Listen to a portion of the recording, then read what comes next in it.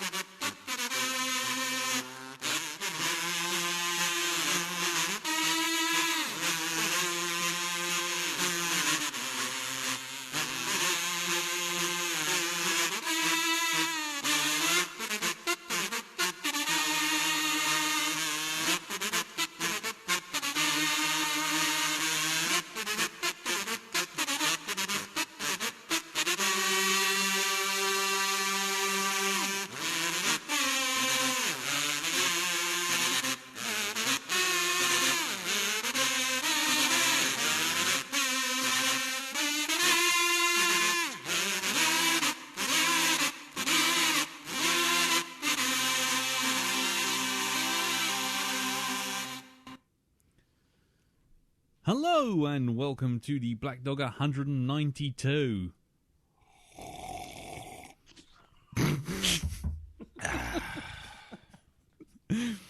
No time for love, Dr. Jones. No time for love, no. Okay, well, yes, and welcome to the Blackdog 192. I'm Lee. I'm Darren.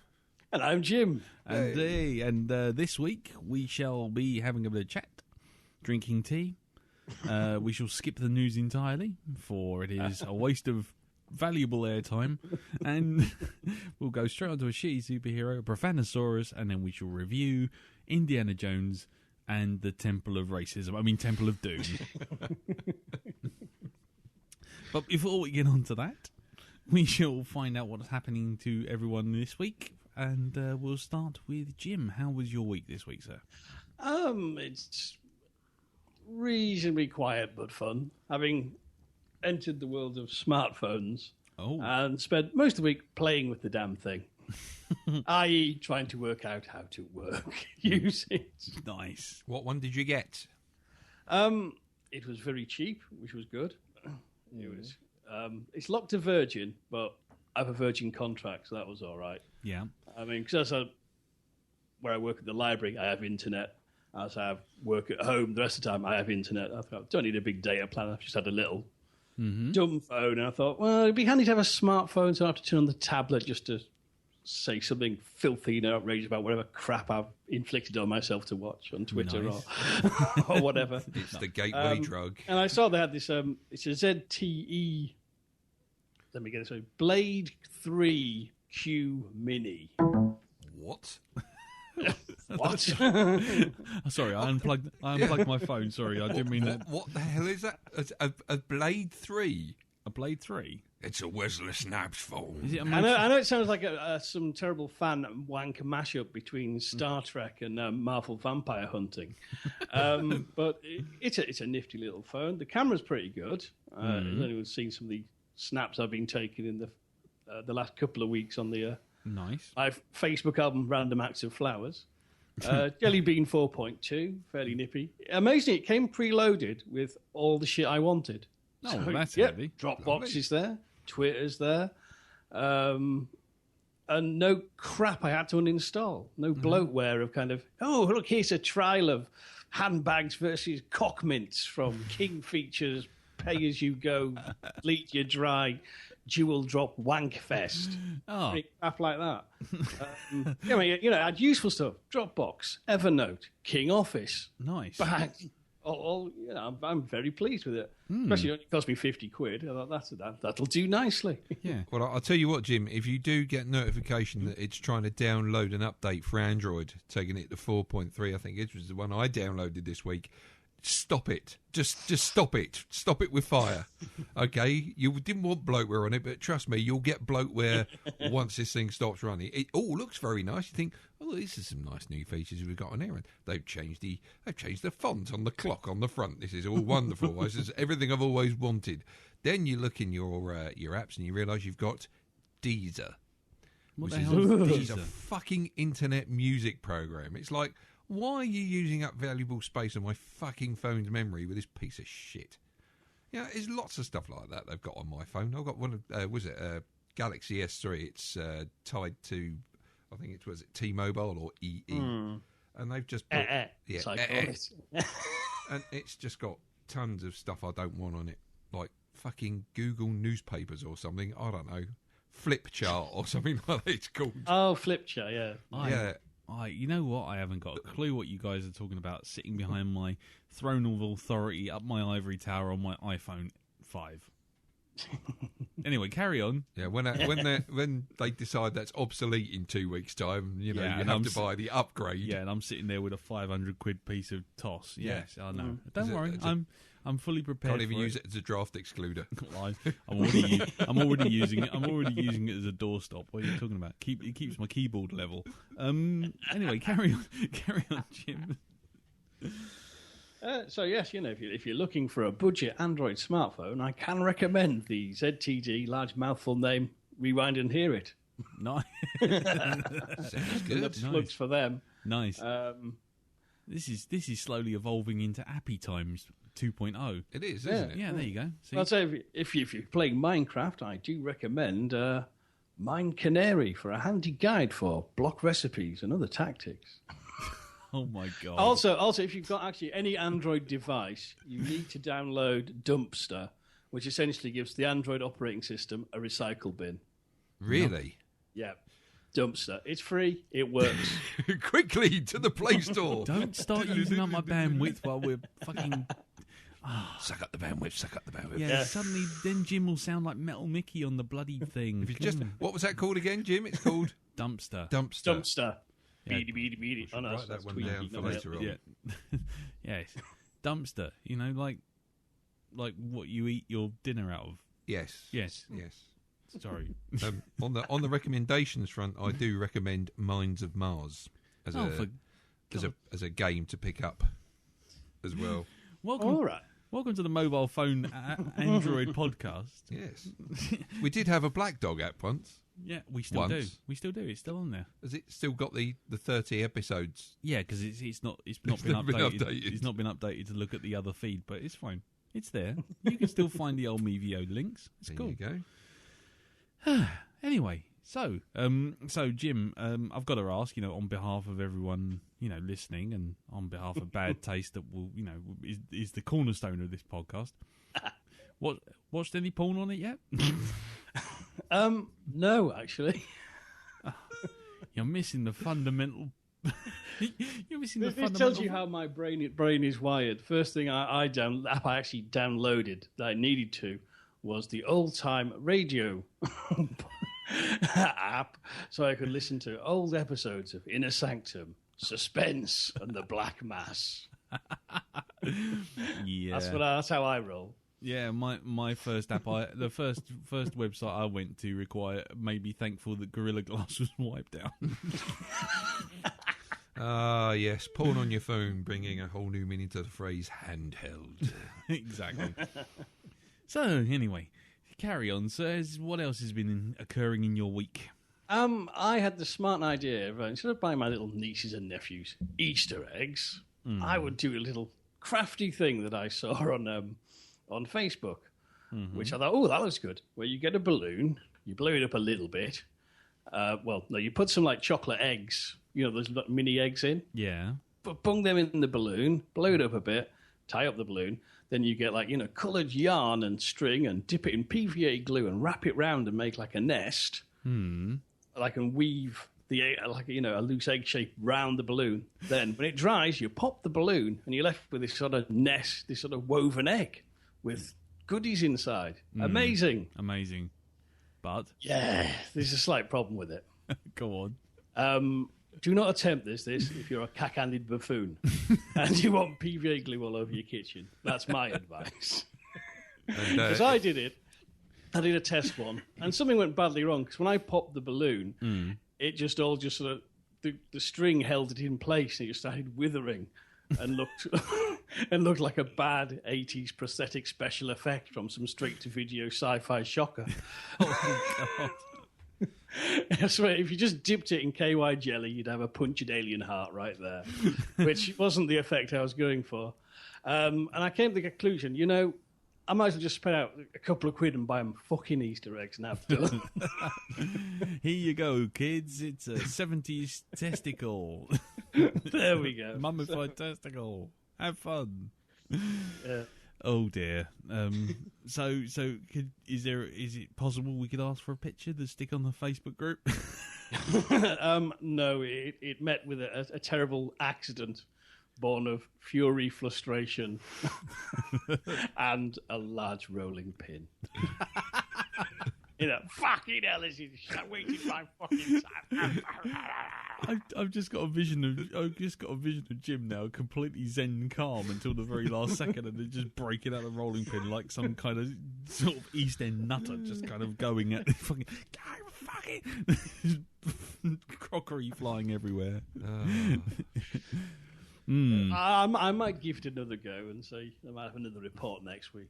Not. Cool. Well, actually, you won't be here next week, will you? No, that's right. I'm away to have some sunshine. Well, that's the plan. I'm going to Spain for 3 days. Yeah. And so the practical upshot will be I'll have 3 rainy days in Spain. But if you're in England or anywhere that's been having a long winter that I'm going away to get away from, you're probably guaranteed a heat wave. Lovely. Lovely. And yes, obviously, if we all just take a second of silence, now we can all listen to all the people going, "No, Jim's not on the cast. We'll have to listen to those twats talking shit." So yeah, the IQ of the cast is about to drop. Yep. So there you go. Sorry, guys. But anyway, probably just as well. You did this to avoid seeing Split Second next week. Well, it was an added bonus. Yeah, I don't believe it wasn't planned. I've watched enough conspiracy theory programs now. I know when you plan ahead, Jim. Don't give me any of that last minute crap. Oh dear. Well, anyway, so that's cool. Right, well, we shall move on, Mr. Barnard. Well, I much like Jim this week, I had a bit of a tangle with technology. Right. Yeah, because we had the steamer delivered, the steam mop. Yeah. I noticed your eyebrows are still on. Yes, I'm not looking like Red Skull, or anything like that. I haven't sort of like flayed the skin from my head or anything. But yeah, I tried it out on Sunday. I thought, right, okay, we'll give this a go, and basically had a go at the bathroom with it. Right. And it was like, wow, this is pretty good. I'll go all over. By the time I was finished, it was like one of those Victorian sort of like Jack the Ripper stories. I came out of the bathroom. It was just like all this mist flowing around me. It just turned the whole place into a fucking sauna. Nice. But yes, I highly recommend them if you can get hold of one. It's fun blasting the dirt off of stuff. Right, is that what it does? That's it. Yeah, it does that. I mean, it's got all other sorts of attachments as well, but we won't go into that. There may be children listening. No child should ever listen to this fucking podcast ever. So yeah, that's about all I did this week. It's about one of the most exciting things I got up to. Okay, that's playing with Steam. Playing with Steam, not in a good way. Not in a good way, no. Oh well, that's remarkably short. Yes. Okay. My week has been finishing off a few bits of work, so I'm now workless. If anyone's listening out there and would like me to do some stuff for them and would like to pay, that would be really nice. On time. Yeah. What else? I finished Assassin's Creed 4. And how was that? I enjoyed that muchly. Much pirating and rolling around on the high seas, going yo ho ho and a bottle of rum and and beating the shit out of people. Was the ending good? The ending was good. I can't give too much away, but it does make the numbering scheme something of a bit of a cock up. But Really? I won't mention anything about that.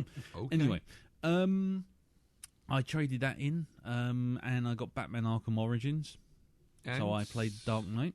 And how did you find that? And straight after playing Assassin's Creed, where it's kind of designed to have lots of cunning fights and, you know, smooth, fluid battles, Yeah. playing the Dark Knight with essentially the same skill set was like going from doing sort of elegant ninjutsu and elegant sort of like karate and that sort of fighting style that sort of very flowing that that Bruce Lee does. Yep.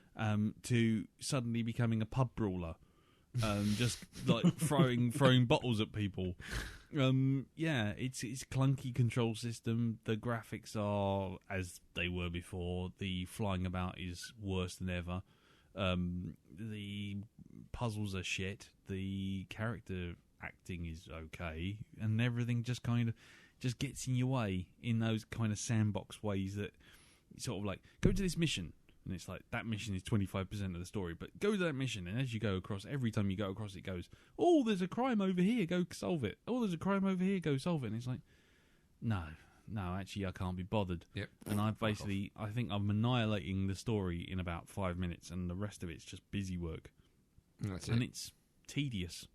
It's Do you know a tedious what you say game. about Assassin's Creed being all smooth? I remember coming off of Assassin's Creed 2 and thinking, all right, I've got, Arkham City waiting there, and I must admit it felt like going from steering an angel to steering a fucking brick. Yeah. Well, that's what it was like. It's as you say, I mean, even Arkham City, which is, a good game that's enjoyed by a lot of people, even that's that's fucking annoying as well. The thing, a good example. I know this isn't obviously everyone's cup of tea talking about games, but just a quick example before I move on. When you're in Assassin's Creed, one of the things that you can really do, which is really cool, is you can drop a smoke bomb, cloud the area with with smoke, and basically take out like half a dozen people in a matter of seconds. With Batman, he can't just drop a smoke bomb. Oh no, you have to pull a trigger, then you get a little arc to throw the smoke bomb. Then you pull another trigger to basically throw the smoke bomb, and then you have to run into the smoke cloud, and then you got a little indicator saying how thick the smoke is before people start to spot you.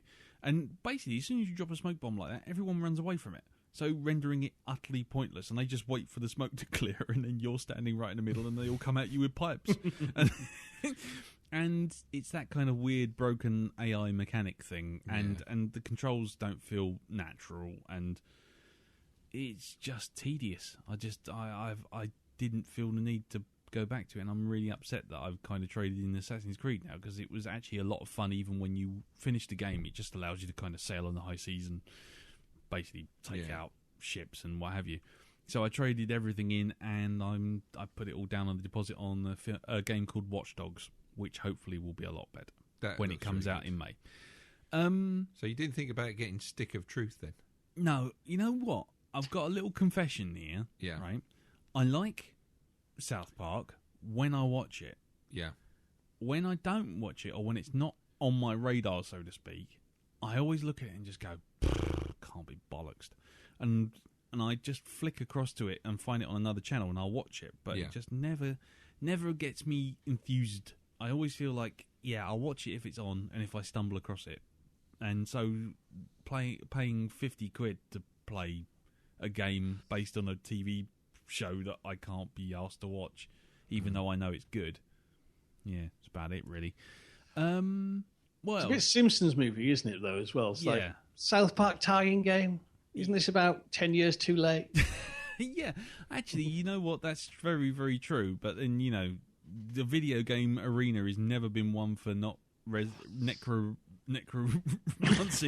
sort of old franchises.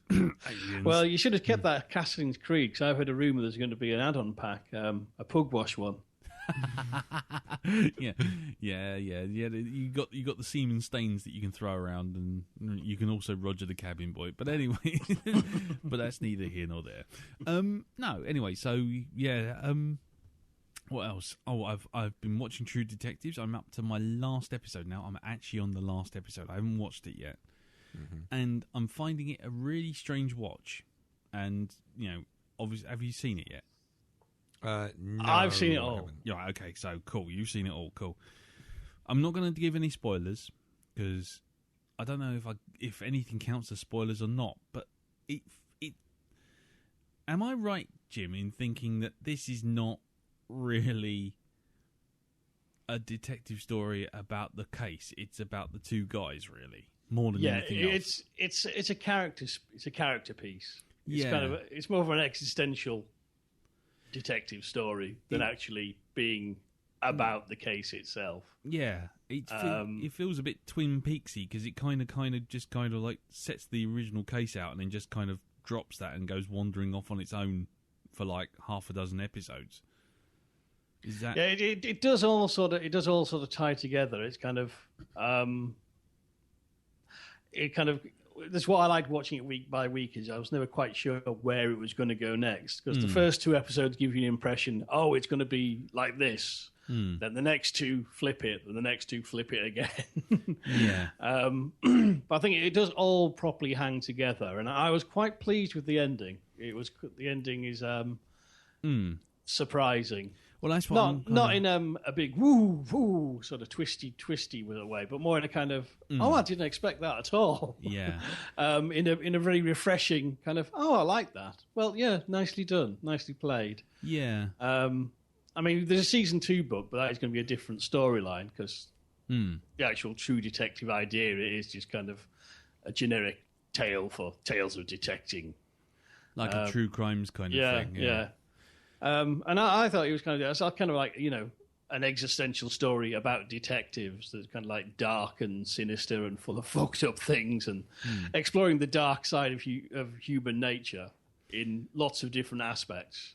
I think it works really, really well. I think if you're wanting kind of a proper engross you crime mystery, it'll probably let you down. But I think it's damn good television, no matter what you call it. I think it's just nicely done. Yeah, I mean that's the thing. I mean, all the way through it, I think I've been putting up some pretty snooty kind of statuses on Facebook, but it's like it's for all of its sort of like what I was expecting, what I got versus what we actually got delivered. I've been enjoying it, and I appreciate how well written it is and how well acted it is. But I think the problem is that because I've binged on it, it kind of just feels like 1 minute it's a crime thriller, next minute it's a kitchen sink drama, soap opera, typical kind of Stephen Boccio kind of Hill Street Blues. One detective has one problem, one detective has another kind of affair, and it feels a bit more. You kind of don't know where it's going, but you kind of grasping onto things that are familiar.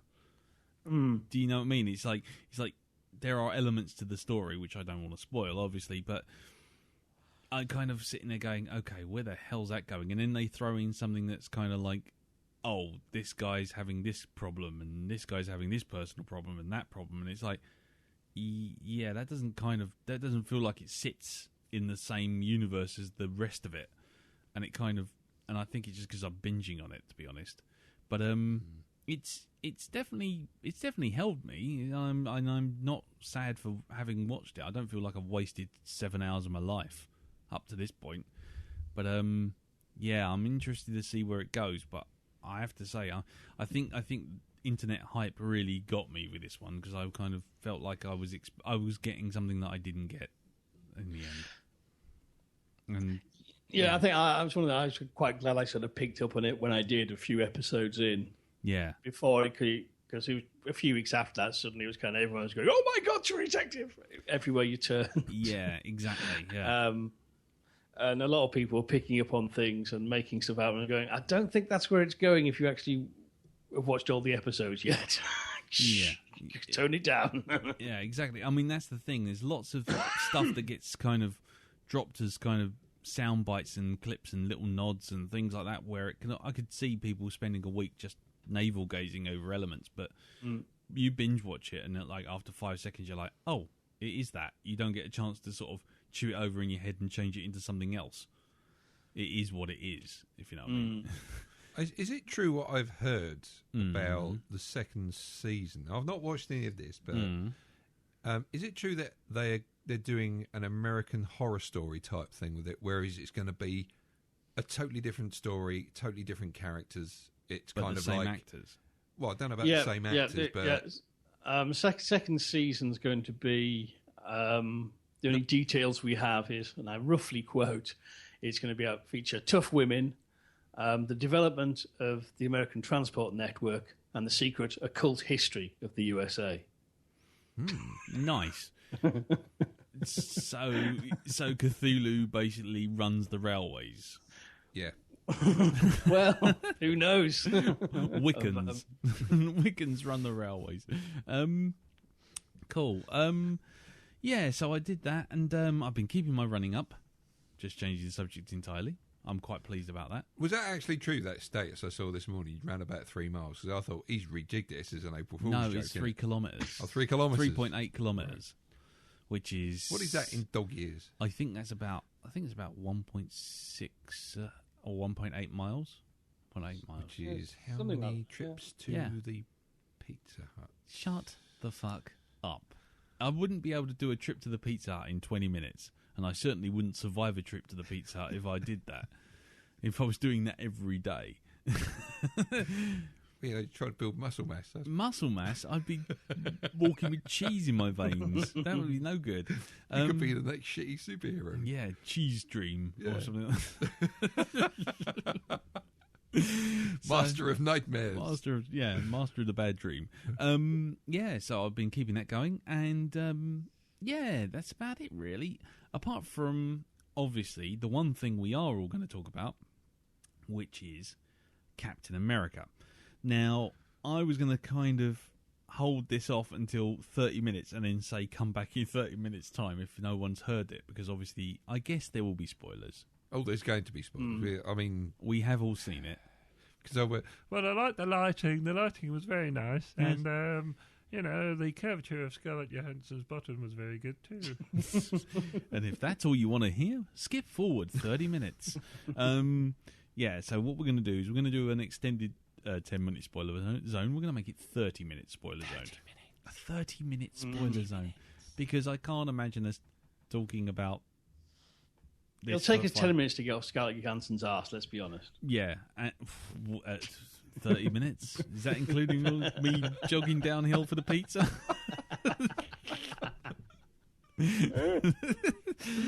Oh dear. Well, anyway, yes. So for our American friends who are sadly not seeing this until I think this week, isn't it? is it not come out in the No, US yet? It's not out in the US. Nope. Wow. Well, how the tide has turned. It's out on the 4th. It is? which is this Friday. I remember when we had to wait at least a decade to watch films from America. Yes, indeed. Star Wars came out in May 77, and we didn't see it until Boxing Day. Last week. No, until we saw it. No, we saw it. We in the UK, yeah. We saw it last A yesterday. week last Tuesday. That's when it came out finally. No, it came out. What is this Star Wars That all you everyone people keeps keep gonna- going on about? Yeah, it came out. I can't wait. I can't wait for the second one. It's going to be great. No, but it came out Boxing Day 1977 over here. Well, there you go. So if you ever meet anyone in the UK who says they saw it in May 1977, they're fucking lying. Unless that is they were in America at the time, in which case they're not but fucking you don't lying, they're just on tell holiday. them that. Let them trip themselves up. Anyway, yes. So we're going to do a 30-minute spoiler zone. So if you actually want to avoid any spoilers for Captain America: Winter Soldier, then please skip forward 30 minutes from the siren. And here comes the siren.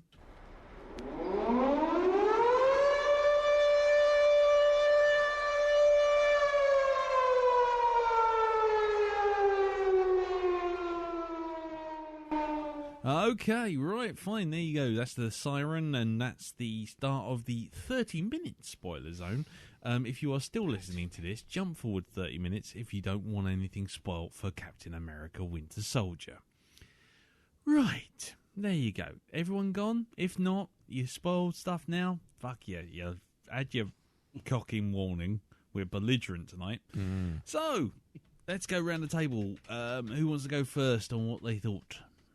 Anyone? Or shall I? Oh, Go on. why don't we make a change? Why don't you go first? Yeah, all right then. Yeah. Why don't you go first? I thought it was all right. I didn't think it was the best thing since sliced bread. I enjoyed it. I didn't think they made the most of their 70s paranoia thing, which they were really kind of pushing, especially with, was it Robert Redford in it? But I did enjoy it. I did have fun. I watched it in a completely empty cinema at 11 o'clock in the morning, which was great. And yeah, I enjoyed all the humour was really good. On the left. On the left. And That's the way I dress. yes, On the exactly. left. On the left. America. Anyway, and yeah, I think it's got a lot of implications for where Marvel Universe is going next. And I did like the headstone, Samuel Jackson's headstone. Yes. which was quality. the quote from Pulp Fiction, which was very funny.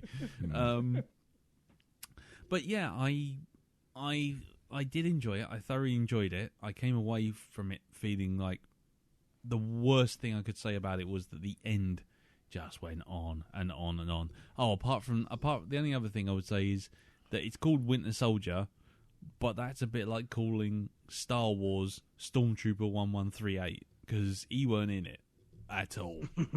I mean, for the amount he was in it to get a title, I think you could have called it Captain America Falcon, who got more screen time than any of it. Yeah, he did, didn't he? He did really well. So, and I quite like the character as well. I thought the way they did that was very cool, even though his skills just seems to be flying about.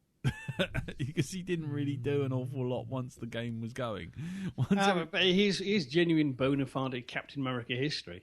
Yes, he is. Because they're saying, in the 70s, for a while, the comic was called Captain America and Falcon. They are best Yeah. mates. Oh That's no, the I thing. get They're that. I mean, don't get me wrong.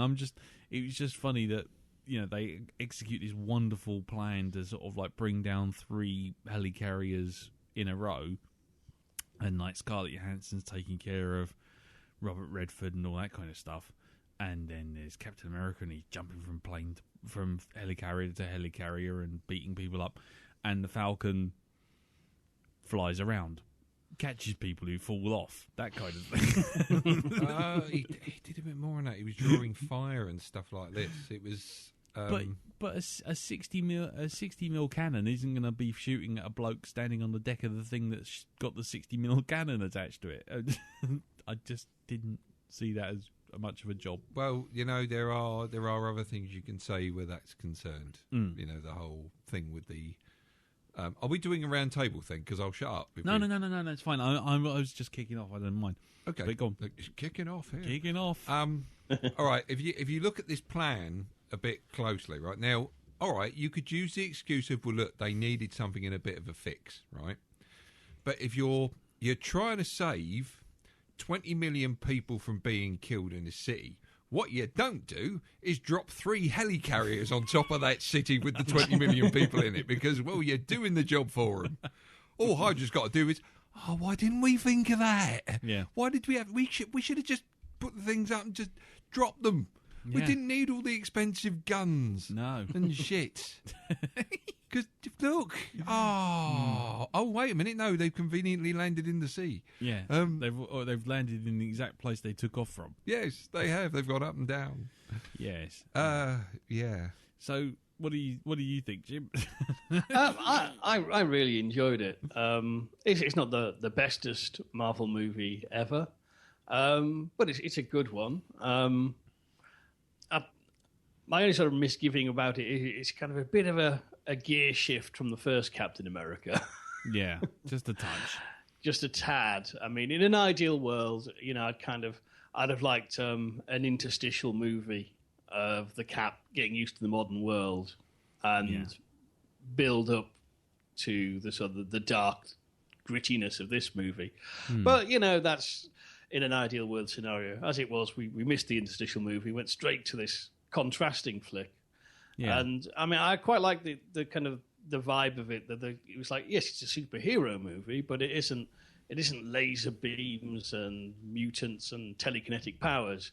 This is punch in the face, car chase, machine guns. Yeah. It's super powered espionage and fisticuffs. And I really like that. That's kind of, it made a nice difference and a change, considering from like with these Phase 3 movies, we had like, Thor: The Dark World, which is very, Cosmic. broad superheroics, proper science fantasy, Kirby-esque, over the top, special effects a go-go. And you have this, which is tight and focused and a smack in the gob.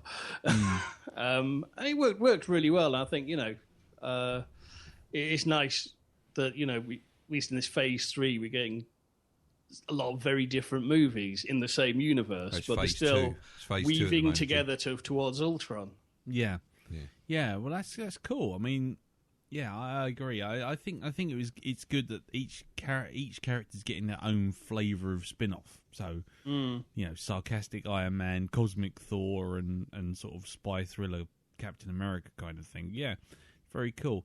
What about you, Dal? What did you think about it? I really enjoyed it. Basically, because there's one thing that people complained about in the first movie. I mean, I really like the first movie, but I actually like this one better. Basically, Captain America got to really be Captain America.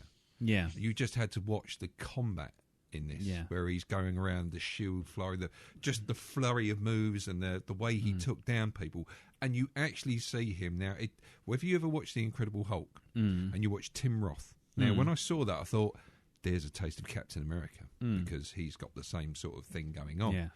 And he actually does what Tim Roth does in The Incredible Hulk. It's like when he punches people. I mean, I've never seen anybody use a person to take out a security camera before.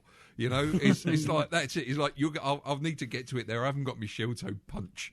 There we go. Take that. Yeah. And it's the whole thing with the lift. It's like, yeah, that's Captain America. The first thing I want to ask one question before we start. Does anybody want to get out? And it's like, you know it. Yeah, exactly. Take it in the face, mush. And it's like, he literally is beating him up with one arm tied behind his back, right? He takes on the entire lift with just one arm at one point. Yep. And he just beats a lot down. It's like, that's Captain America. The bit where he's running along the bridge and he leaps up onto the actual dropship. Yeah. And it's the way he takes down the dropship. It's like, straight out the comic.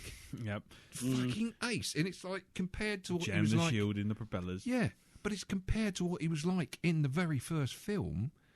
You realise how much of a leap it is between how he is in this film and back then. He just seems a lot more combat orientated. But don't forget you've had the Avengers in the middle of that. Yeah, I suppose there is that. But then... remember, he's fighting a war for God knows how many years. So, really, if he isn't trained to the height of his abilities from fighting Nazis and taking on tanks and God knows what else, 5 minutes fighting some aliens out of a wormhole isn't going to make that much of a difference. Oh, I don't know. No, it's not going to give him that amazing leaping skillage. It's like, this is it now. We're actually seeing the proper Captain America. Cool. Just, I mean, you see how strong he actually is now. There is like, yeah, he's a fucking super soldier, all right. I mean, look at him go, Yeah. The Winter Soldier himself as well. All right, we don't get to see much of it. And you know what? I'm kind of glad they didn't wrap it all up in this film. And it's just kind of like, no, this story's not over. And of course, this is leading up to what I think it's leading up to. Civil War. Civil War. Well, no, it's not. It's not that. It's not. I don't think it's leading up to Civil War. It's kind of leading up to the finale of Civil War. No, Yeah, there is that, but there's also the thing. There's been a lot of talk about Chris Evans not playing Captain America for much longer. In which case, and if you've heard about the thing of the guy who's playing the Winter Soldier, his contract is a lot meatier than Chris Evans. Yeah, which means what's going to happen is, if it follows the comics, Captain America will get taken out of the picture. Yeah, and but that's the end of Civil War. Yeah, but Bucky Barnes will become the new Captain America. Yeah, that's it. That's what's going to happen. And then maybe they'll reintroduce Steve Rogers back into it again. Yeah. So I like that. There's that possibility. Yeah, I mean that's all cool. I mean that's the lovely bit about speculation now because there's so much stuff laid down. I mean I love the fact great. Even like Stephen Strange getting name checked. Exactly, there's that in there. Yeah, it was kind of lovely little bit there. So there's a nod. There's a nod. Yeah. And there was a few little ones on the targets as well. There's a few characters on there as well. I think Hank Pym turns up on one of the displays. Well, they do mention Bruce Banner as well. Yeah. In the as being a target for the ship. Yeah, exactly.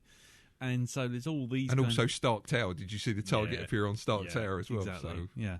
So there's all that kind of stuff, and that's kind of interesting. And I think I'm now this may be apocryphal, but I'm pretty sure I saw Carol Danvers on there as well.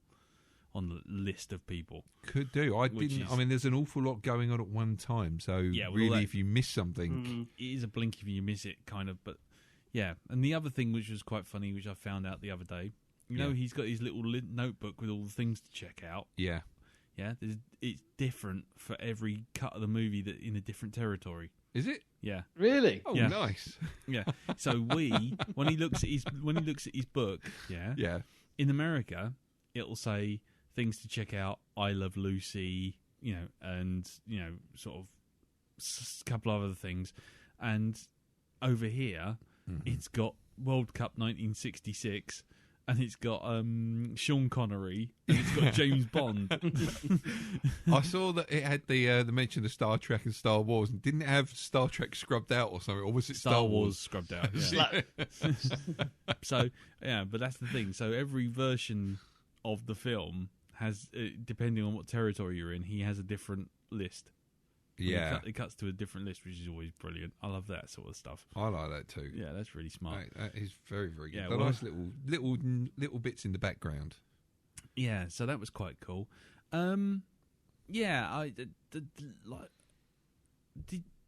me, like I say, I really enjoyed it, but the one thing I kind of was a little bit disappointed with was the fact that the whole thing basically does get sort of wrapped up in not in a clever way. It kind of, we've got all this lovely spy shenanigans going on and this kind of real kind of conspiracy theory plot kind of playing out, and in the end it's all just solved by basically all the bad guys suddenly going, well, instead of playing innocent, they all just suddenly go, "Wahaha! I'm going to kill everyone in the council, and I'm going to send up these big ships," and it all goes back into, well, this lovely intelligent conspiracy theory thing gets basically blown out of the water by just, let's all solve it by having crash bang walloped in glass and shooting people. I think that's because the ships were actually up there. That's it, and it's kind of like, well, as far as we're concerned, it's a done deal now. Fuck everybody. We can now show ourselves because we've now got the armament to back ourselves up. Of course, not knowing that Captain America and the crew are, going to put a spanner in the work. So I'm guessing that maybe that's why suddenly they were like, you know what, we don't fucking need you anymore. Yeah. I did like Jenny Agutter, that whole thing Arse of kicking. Exactly. Yes. So what the fuck? Oh my god! The girl from the Railway Children is actually a secret agent. Exactly. She's fucking ace. So that was a minute of sort of like, what?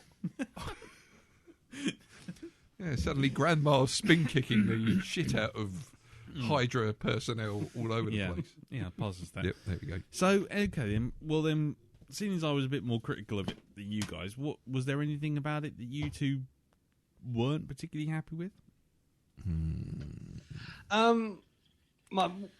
This is a fanboy sort of thing. It's kind of, this is the big spoiler we're going to get to, the fact that the film closes with S.H.I.E.L.D. being shut down. Yeah. And it's kind of, that's a big part of the Marvel Universe to close down. Yeah, but then in the old Marvel Universe, didn't that happen? And then basically it got reformed and became Hammer with Stark at the head. Probably, yeah. I mean, it's one of those things. I know it's a comic thing. Nothing stays dead, even organisations. But it's one of those things. It's one of those sort of big things. It's kind of like, whoa there, horse. Maybe you didn't have to go quite that far. What's the TV series going to be called? Marvel Agents of... Shed. Agents of Dull. Self-helping, enamoured... dicks. Incorruptible dickheads. I don't know. I mean, yeah, but I do think that I do dimly recall this whole thing happening. It probably has, because they are like cherry picking the best sort of bits of Marvel Universe history and doing a very good job in putting them together in a sequence of movies. I mean, we've mentioned this; it does seem to be nodding towards Civil War, Death of Captain America, possibly in the future. And there is something else apart, not the death of Captain America, but in Marvel Comics history, what happens is there is a story where Captain America finds out how corrupt the government is. This is just brought to his attention. He has to bring someone down, but he suddenly becomes the doubt in his mind is so much that he gives up being Captain America. He fucks off. He becomes but that's crazy. That's crazy. Late 60s. No. 70s This is not. Captain America No, it's not. really No, fucks off. It's not. He became. It's part of it's the Bendis one, isn't it? It's the the outfit he wore at the beginning of the film. He wears that and he becomes a shield agent. That's his uniform as a shield agent. And But what happens is then they get all these various other people in, because before he goes back to being Captain America again, there's this bloke who they get to be Captain America who's a complete and utter racist. He's like, it's just, I think he's a drug-taking, gun-toting racist that they get in, who they thought was like, an all-around American, but he's just like, he's just really not a very nice person. And so Steve Rogers has to go and take him out. I don't think we're going to have Captain America International Racist of Mystery or something. I don't think that's going to happen. But no, it's, there is that where he could become disillusioned and just give up and just go. That's it. And go off to go and find himself or some shit like this. Okay. Sorry, Jim, anyway. Go on, doesn't matter. We can keep overlapping. So it's fine. That was my only sort of real sort of misgiving about it. Was kind of like, whoa, getting rid of S.H.I.E.L.D. is a bit drastic. It is a bit heavy, I think. Just a bit drastic. It's kind of a bit like Empire Strikes Back, where everything's kind of torn asunder and people go off. I mean, you got Nick Fury, like, fucking off. He hasn't got Chewbacca, and he goes, "Who wants to come with me?" And everyone... Bit busy. Shawarma? Yeah. I've got a thing on. My other misgiving was when at the end with a Black Widow at the Senate committee, and they're all giving her a hard time. It should have ended with her going, "Yeah, and you're a nonce, you're a blackmailer, you murdered your business partner. Fuck you all. If you want intelligence." Yeah, exactly. That's that, and who is it? Larry, what's his name? Gary Shandling, Gary Shandling, yeah, as the dodgy, the dodgy guy in Office. He's had a lot of Botox as Shandling by the looks of it. He's had a lot of He's been fucking drinking it by the look of it. Yes. He is the container. That's where Botox comes from. He's actually in a vat. Yes, he's actually they soak him in brine. But he ferments it in his own body. But it was kind of nice little nod to see him again, because he was obviously the guy trying to nab the Iron Man costume. Yep. Yes. In Iron Man 2, so that was kind of a nice little callback. I quite like that. But Hell Hydra. Hell Hydra. It's like a discount. It's like a Tesco's points card, isn't it? Yeah. It's going to buy shopping. Hell Hydra. Every little helps. 50% off. Yeah. But anyway, yeah. So, what about you? Dal? What did you not like about it, or did you find it perfect? One thing I find kind of appealing about the character is the whole lost in time aspect of him. The sort of, he's one of the more, in his situation, he's one of the more tragic sort of heroes in the Marvel universe, because he's been asleep for all that time, and everybody he ever knew or loved has either grown so old that they're at death's door, or they've actually gone. That's it. So he's literally having to start from scratch, and it's as if it happened 5 minutes ago for him. Yeah. So I think I agree with Jim, where I would have liked to have seen a bit more of him dealing with that, just to try and build up the pathos for the character and to try and give you a bit more of a, it's like the whole thing with Peggy in that film is kind of over in about 2 minutes. And the one thing it never really kind of informs you, unless you're a comic book nerd, is that Agent 13, the lady who's the neighbour next door, is Amanda Card. Yeah, is Peggy's daughter. It looks like it. That's who she is. No, but that's who she is. So it's like, oh, that would have been kind of a nice little nod to find out, rather than just that whole sort of neighbour. Yeah, indeed. But anyway, yeah. One other thing as well. I mean, if we really, really, really, really want to sort of like, be even more critical of the storyline, right? Let's see now. Okay, you've got 3 helicarriers. Okay, you've got to take out now. What do? Do you infiltrate these helicarriers to try and put the chips in, the targeting chips, and like sort the problem out there? Or do you go to Tony Stark and say, dude, get the suit on. We've got these helicarriers that need to be taken out. Yeah. Really could use your help. By the way, have you got Thor's phone number? Yeah. Oh, hi, Bruce. Do you want to come and join us? I mean, that was always sitting in the back of my mind. Especially, It is with this. It's like in any of these spin-off movies now. It's, they have to keep giving them big threats. And it's like, well, the Chitauri, or whatever the hell they were called, they were a fairly large threat, but, this is also quite a grand scale thing. 3 helicarriers? Yeah. 3 battle stars. Yeah. Well, exactly. I mean, that is the thing that was kind of half sitting in the back of my mind all the way through. Not so much with Thor, too, because obviously Thor's kind of the heavy hitter, pardon the phrase, for this. But yeah, with Iron Man 3 and with this, because like Stark Towers is just there. It's like you see it in shot and stuff. Yeah, it's just there. That's where he lives. Just give him a call. Yeah, he's waving at you. Look, he's waving at you. Yeah, exactly. Him and Pepper there from the window. In fairness, though, he didn't have any more suits. Yeah, but he's still kind of like, there is still the weapons side of it that he's had to deal with in the past. I know he kind of gave up with all that, but he'd have a lot of toys in his garage. Put it that way. Exactly. It? Yeah, I can't imagine. But on that front, though, it's one of those things that you get this all in the comics anyway. I mean, as most of the Marvel superheroes live in New York, why that city has a fucking crime rate at all anymore, I have no fucking idea. Yeah. You know what I'm saying?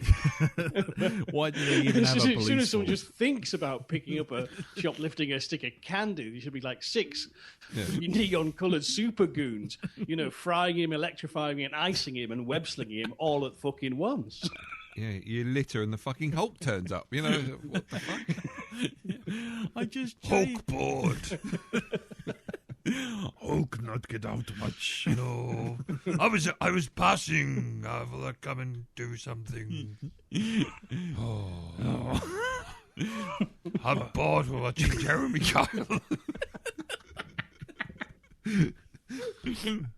Hulk Watching daytime TV board. No.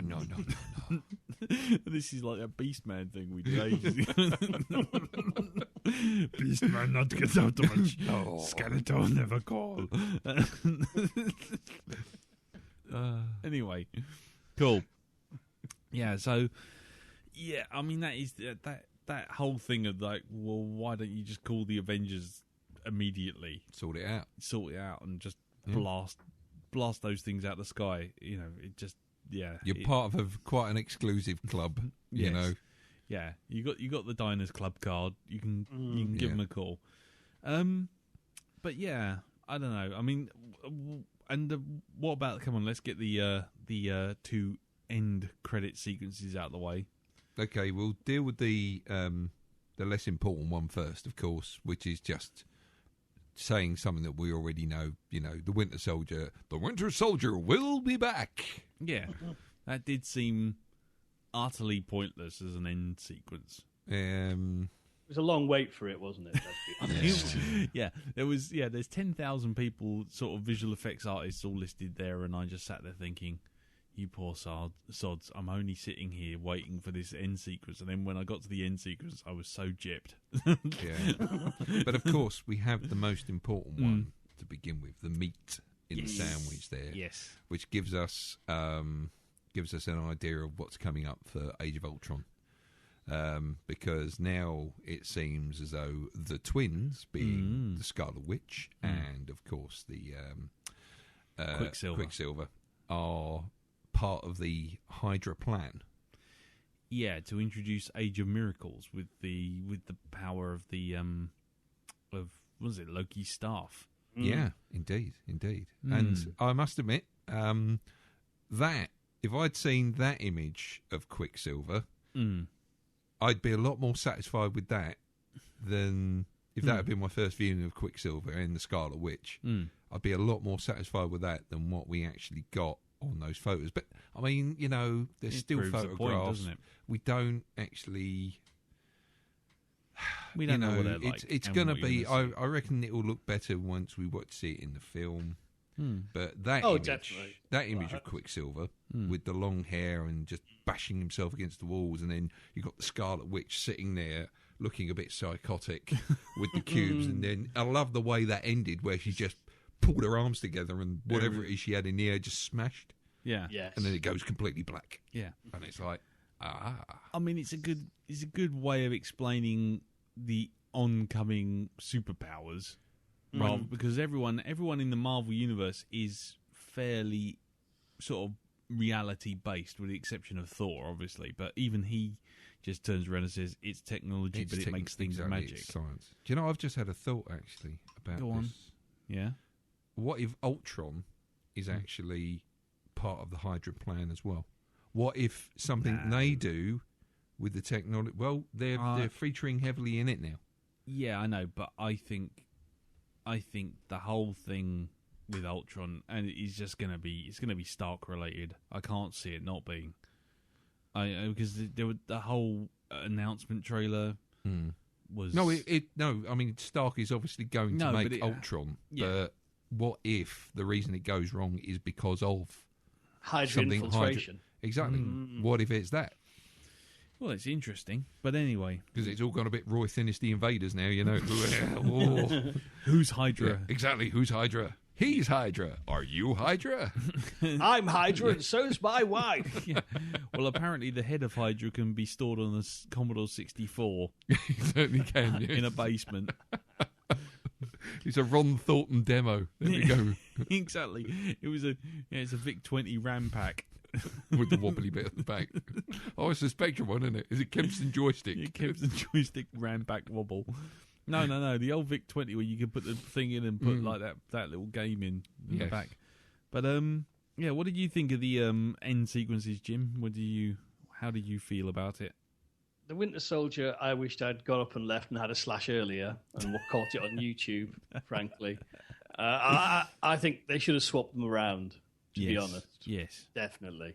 But the reveal with the sort of the other bits of Hydra and Loki's staff and so the Scarlet Witch and Quicksilver, seeing them there, that was kind of that's right.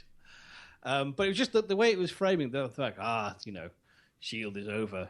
We're now entering the age of miracles. It was kind of, that's fascinating. You know what I mean? The way they just phrased it and kind of, it's kind of the implications for how they could, open up the universe to, more superheroics. And because, that's been my beef with the Agents of S.H.I.E.L.'s TV series. It's been a lot of mopping up and twatting about and not enough superheroics and not really being in a universe where there has been a massive alien invasion and there are the likes of Thor and Iron Man zipping about on a regular basis.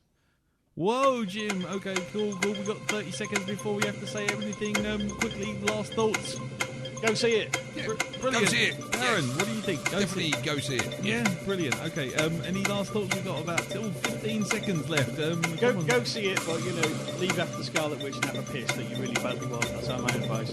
Yeah. Absolutely, totally. Yeah. If you just want to see Winter Soldier staring at his own fucking plaque and memorial, then that's brilliant. But otherwise, yes, I would say go see it. But it's as good as everyone says. Well, actually, welcome back. Welcome back, everyone. For those of you who That was a bit touching cloth, that wasn't it? That was it. Jesus Christ. The dragon's head was emerging from the cave. Yeah, that was a bit like the rest. That was a bit like no, I can't say anything about the film now. Anyway, You know what? One thing that did come out of this showing is Yes. Laura finally got to see the trailer for Guardians of the Galaxy. And she went, that looks mental. We're going to see that. yes, that was very cool. Yeah. Did you get to see that, Jim? Was it on yours? Yes, we got that as my friend Gav, who I went to see it with. Afterwards, he turned. I didn't think that trailer could get any better, but it just did. It just Yeah. does all the time. Ooga. If this film is a disappointment, and it is my birthday film, it comes out on my birthday. If it is a disappointment, I think I may just give up films. I just don't think I can take the disappointment of that film being shit. I actually, where Chris Pratt is concerned, I've actually started watching Parks and Recreation. Caught the first episode last night, and he's in that. So it's going to be, I'm going to get a feel of how his comedy timing goes. Cool. From watching that, because I don't think I've seen him in anything else, to tell you the truth. No. Cool. Well, there you go. That was our 30-minute spoiler zone on Captain America: Winter Soldier. Like I say, anyone who jumped it, welcome back. Anyone who sat through that 30 minutes of whiffling, well done. Well done. You know what? I think I might even forego a shitty superhero this week because we've got so much feedback on the film. So I think I shall hand it over to you, sir. Do you have a Profanosaurus for us? I do indeed. Okay, sir. And this week's Profanosaurus is Indiana Jonesing. Multiple definitions. 1. To have a craving to visit the Midwestern and Great Lakes regions of North America. 2. To have a strong craving to use a whip, find artifacts, and sleep with countless babes. 3. To duck under an automatic garage door while it's closing, usually because you're the last person to leave the house and don't have any keys with you. And finally, 4. To subtly remove 2 fingers from your lady's temple of love and seamlessly replace them with your sack.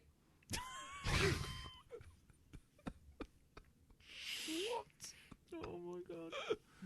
Okay. Thanks for that, Jim. My pleasure. And with that fine entry, pardon the phrasing. Phrasing. Are we not doing phrasing anymore? Phrasing.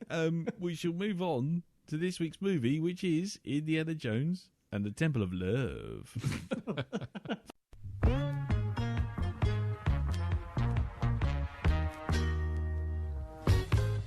Oh, crackling rosy tinted specs. We're gonna take us an old film and then review. That's what we'll do. We do it for you. I can turn invisible if I try real hard. Right. Okay. Indiana Jones and the Temple of Doom. Well, let's just start with the basics. Directed by Steven Spielberg, produced by Robert Watts, screenplay by Willard Huck and Gloria Katz. Story by George Lucas, starring Harrison Ford, Kate Capshaw, Jonathan Key Kwan, Amish Puri, and others. Music by John Williams, cinematography by Douglas Slocum, and it was released the 23rd of May 1984. It was made for a budget of $28 million, and it brought back, just in box office, $333 million. Ooh, not bad. When George Lucas first approached Steven Spielberg for Raiders of the Lost Ark, Spielberg recalled that George said, "If I directed the first one, then I have to direct a trilogy," and he had 3 stories in mind. It turned out George did not have 3 stories in mind, and in This fact, is familiar. yeah, this sounds very familiar, and in fact decided to make up subsequent stories on the hoof. Spielberg and Lucas attributed the film's tone, which was darker than Raiders of the Lost Ark, to their personal moods during breakups in their own personal relationships. Spielberg breaking up with Amy Irving, and George Lucas breaking up from his wife Marcia. In addition, Lucas felt it had to have a darker film, just the way that Empire Strikes Back was the darker second act. So you can see where that's going. Lucas made the film a prequel as he did not want Nazis to be the villains once more, and Spielberg originally wanted Marion Ravenwood back, with Abner Ravenwood being considered as a possible character, which would later turn up in Crystal Skull. Lucas created an opening chase scene, which had Indiana Jones on a motorcycle running across the Great Wall of China. In addition, Indiana discovers a Lost World pastiche hidden within a valley of dinosaurs. Chinese authorities, however, refused to allow filming on the Great Wall, and Lucas considered the Monkey King as a plot instead. Lucas wrote a treatment, including a haunted house in Scotland, but Spielberg felt that was too similar to Poltergeist, which he'd just come off of. And so the house in Scotland became a demonic temple in India.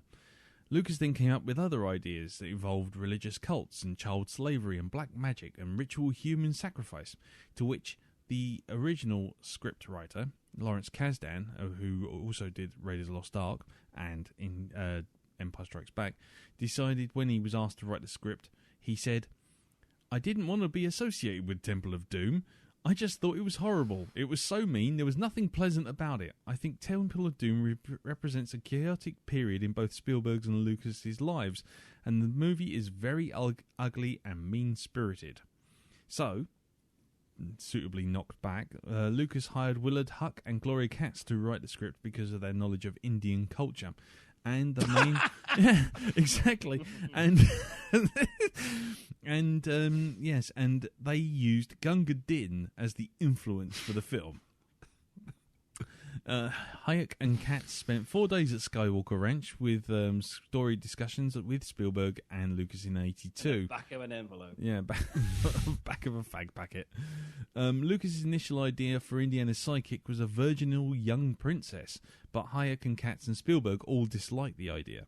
Just as Indiana Jones was named after Lucas's Alaskan Malamute, Willie was named after Spielberg's Cocker Spaniel. And Short Round was named after Hayek's dog, whose name was derived from a 50s film called The Steel Helmet. Steel helmet. Yes, The Steel Helmet. Make of that what you will. Anyway, Lucas handed Hayek and Katz a 20-page treatment in May 1982 titled Indiana Jones and the Temple of Death.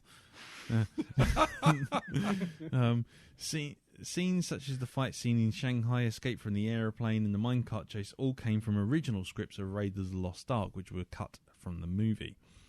Lucas, Hayek and Katz had been developing Radioland Murders for 1994 since early 1970s, so the opening music number was taken and applied to Temple of Doom. Spielberg reflected, George's idea was to start the movie with a musical number. He wanted to do a Busby Berkeley dance number. At all our story meetings, he would often say, "Stephen, you said you wanted to shoot a musical." And I thought, yeah, that could be fun. The first draft was delivered in August '82 and the second draft in September. Captain Blumber, Chatal Lal and the boy Maharaja originally had more crucial roles, and a dogfight was also deleted, as well as those who drank Carly's blood being turned into zombies with physical superhuman abilities. During pre-production, the Temple of Death was replaced with Temple of Doom, and from March to April 1983, Hayek and Katz simultaneously performed rewrites and a shooting script.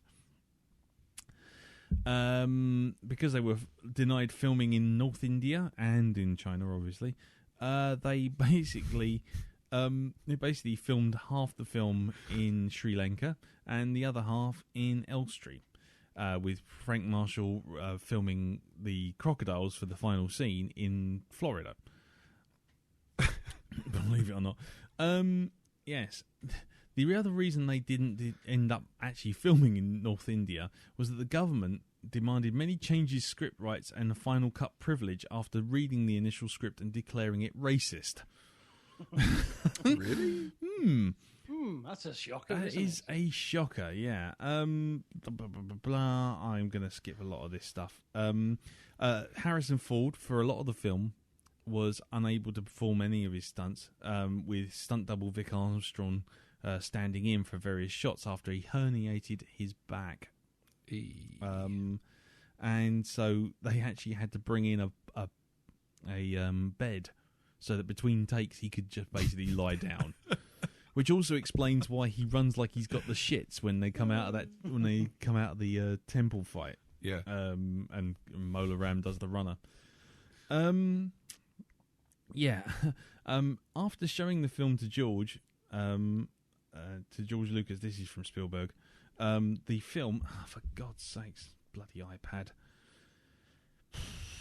The film ran at 1 hour and 55 minutes, and Spielberg remembered the first thing we said was it's way too fast, and we needed to decelerate the action.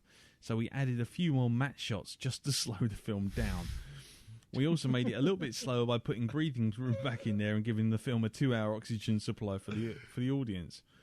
Similarly, Spielberg found that the tone was way too dark and would occasionally subvert the script by inserting comedy offsets to soften the blow of the tone, such as when Indy hits the bad guy with the mallet, and then basically having the guy pull it off and throw it mallet behind him and knocking someone out. But that was basically Spielberg desperately trying to lighten the tone. Yeah. The film received mixed reviews upon its release, and has received, basically mixed reviews. It's kind of 7.2 out of 10 on pretty much everything. Vincent Canby, whoever he is, felt the film was too shapeless to be the fun that Raiders is. And was it? There's loads and loads and loads of people waffling on about negative things, which we are going to undoubtedly mention, so I shall just skip all over that. The film's depiction of Hinduism caused controversy in India when it was brought to the attention of the country's censors, who placed a ban on the film. Inaccurate depictions of the goddess Kali as a representative of the underworld and evil met with a lot of criticism as well, as she is instead the goddess of energy. Depiction of Indian cuisine was also condemned, as it was bore no relation whatsoever to anything that the Indians would do.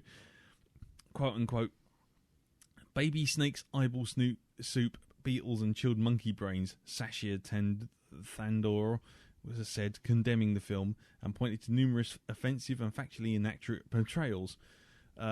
Yes, and basically another reviewer, Yvette Rosser, criticised the film for contributing heavily to racist stereotypes of Indians in Western society, writing, "It seems to have been taken as a valid portrayal of India by many teachers, since a large number of students now surveyed complained to teachers that complained that teachers referred to eating of monkey brains as a standard thing in curriculum when mentioning India." Really? Yeah. So, Spielberg basically distanced himself after the film was released, and considers it to be the weakest of all the films, which says a lot.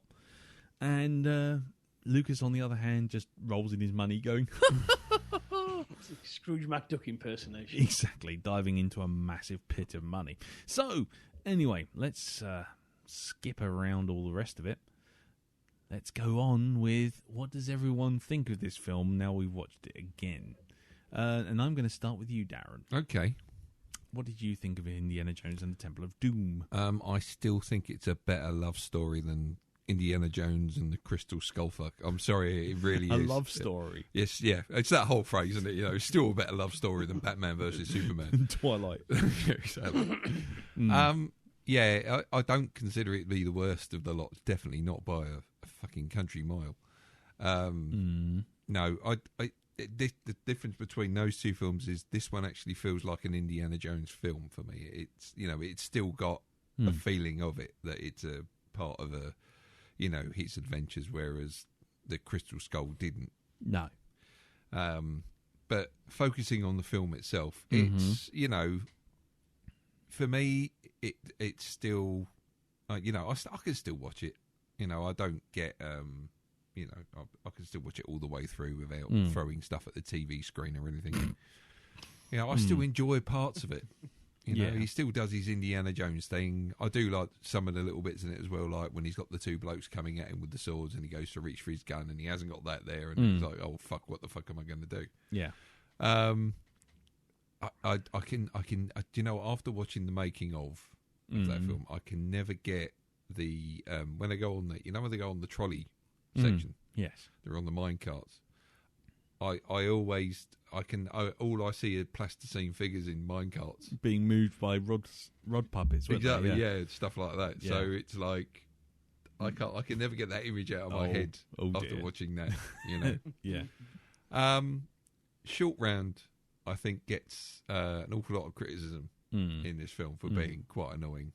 Although I think it says something that sometimes you're actually rooting for him when Willie starts kicking off. It's like Willie is there to make you see that Short Round isn't as bad as you think he is.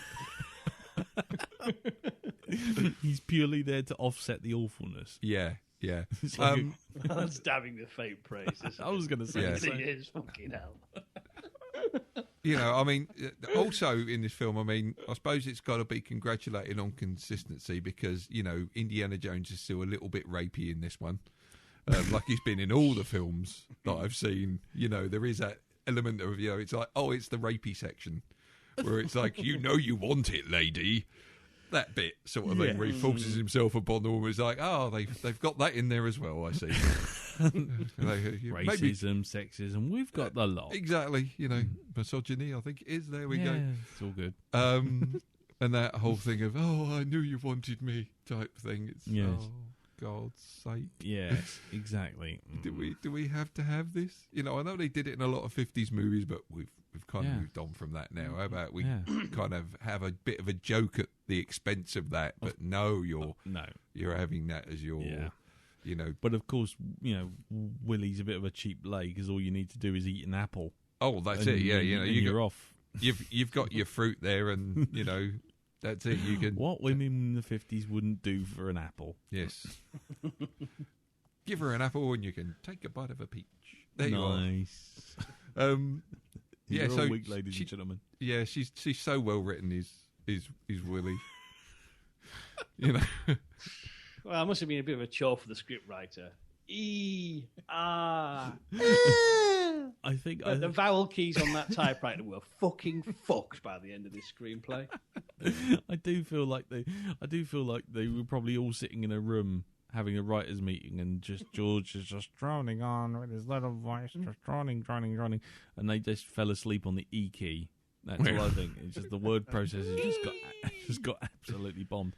However, it is worth mentioning, as a little piece of trivia, that Kate Capshaw did actually have a vocal coach to teach her how to scream. Really? Yes. She didn't know how to do it. Not Right. to that degree.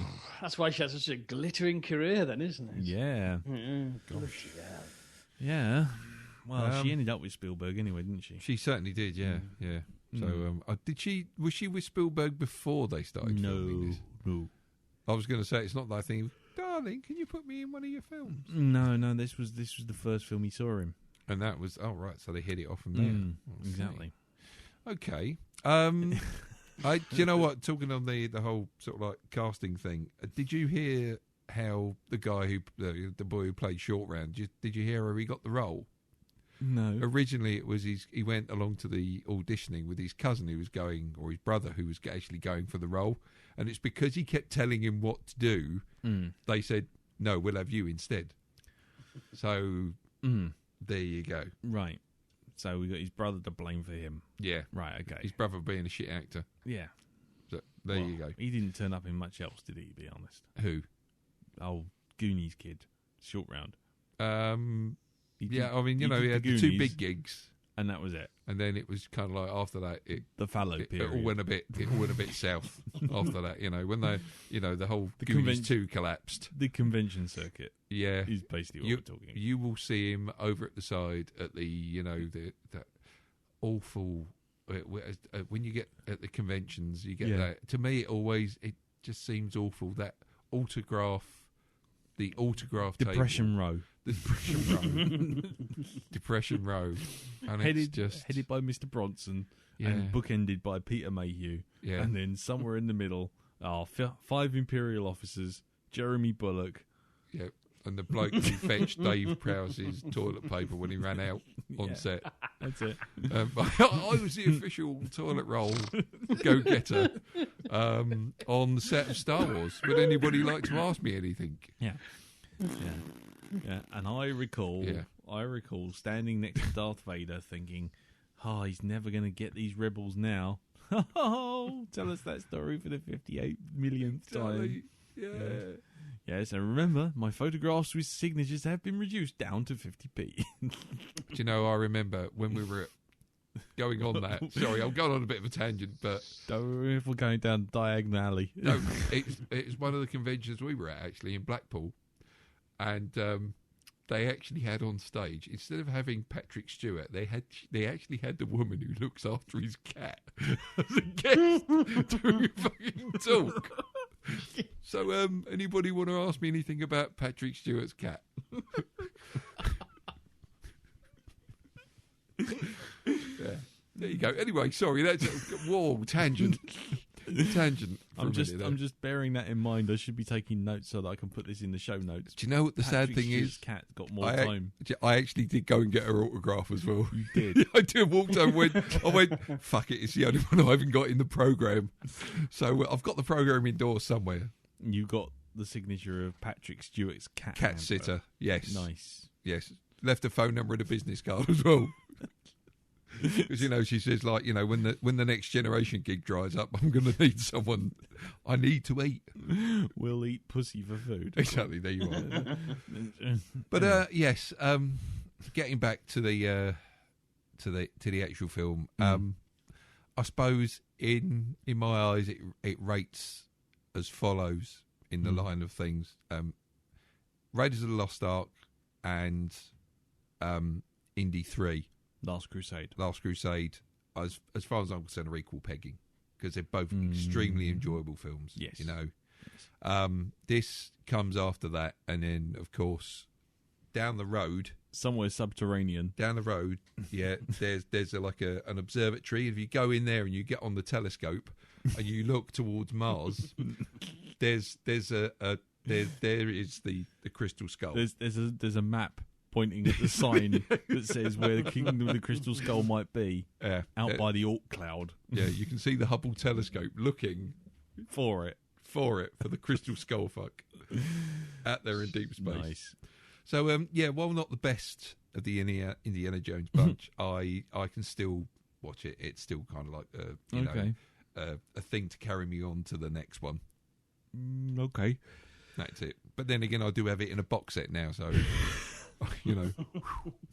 straight over that one. Straight over. Sail Exactly. straight over. Get straight to Sean Connery. Yes, Junior. Junior. Anyway, sorry. Go on. Come on in, Jim. So what do you think of Temple of Poon? Temple of Poon. That's the Darren Diamond porn version, isn't it? Exactly. What do you think, sir? Well, where to start? How about the beginning? Go on in. Now, I remember going to see this when it came out and hearing lots of proper film critic reviews going, oh, the opening is quite spectacular, something we've not seen in a long time in cinema. And I get a song and dance number. And watching it again this time, it's kind of, well, this strikes the note for the rest of the film. It's in, we're 1 minute in, and I'm bored. Well done. Thanks a bunch. I mean, Crystal Skull is bad. It is probably worse. But at least, it took to after nuking the fridge before brain death began. Where is in this, he's kind of, from the word go. Because he isn't even a very good Buzz Berkeley number. Then you have Indy slouching on. It's going, are we going in a James Bond direction? Are we going in a Humphrey Bogart direction? Don't really know. Look, this woman's shrieking. And it's downhill from then on in like a rolling gong. I was not only bored, I then possessed to irritation for constant shrieking to the point I was getting a headache, to eye strain from rolling them, to finally, towards the end, to utter depression of going, this is shit. It's, the dark tone's too much. Are you fucking kidding me? If you think this is dark, people, you need to get out more. This is the only dark about this is how fucking depressingly shoddy it is for an Indiana Jones film.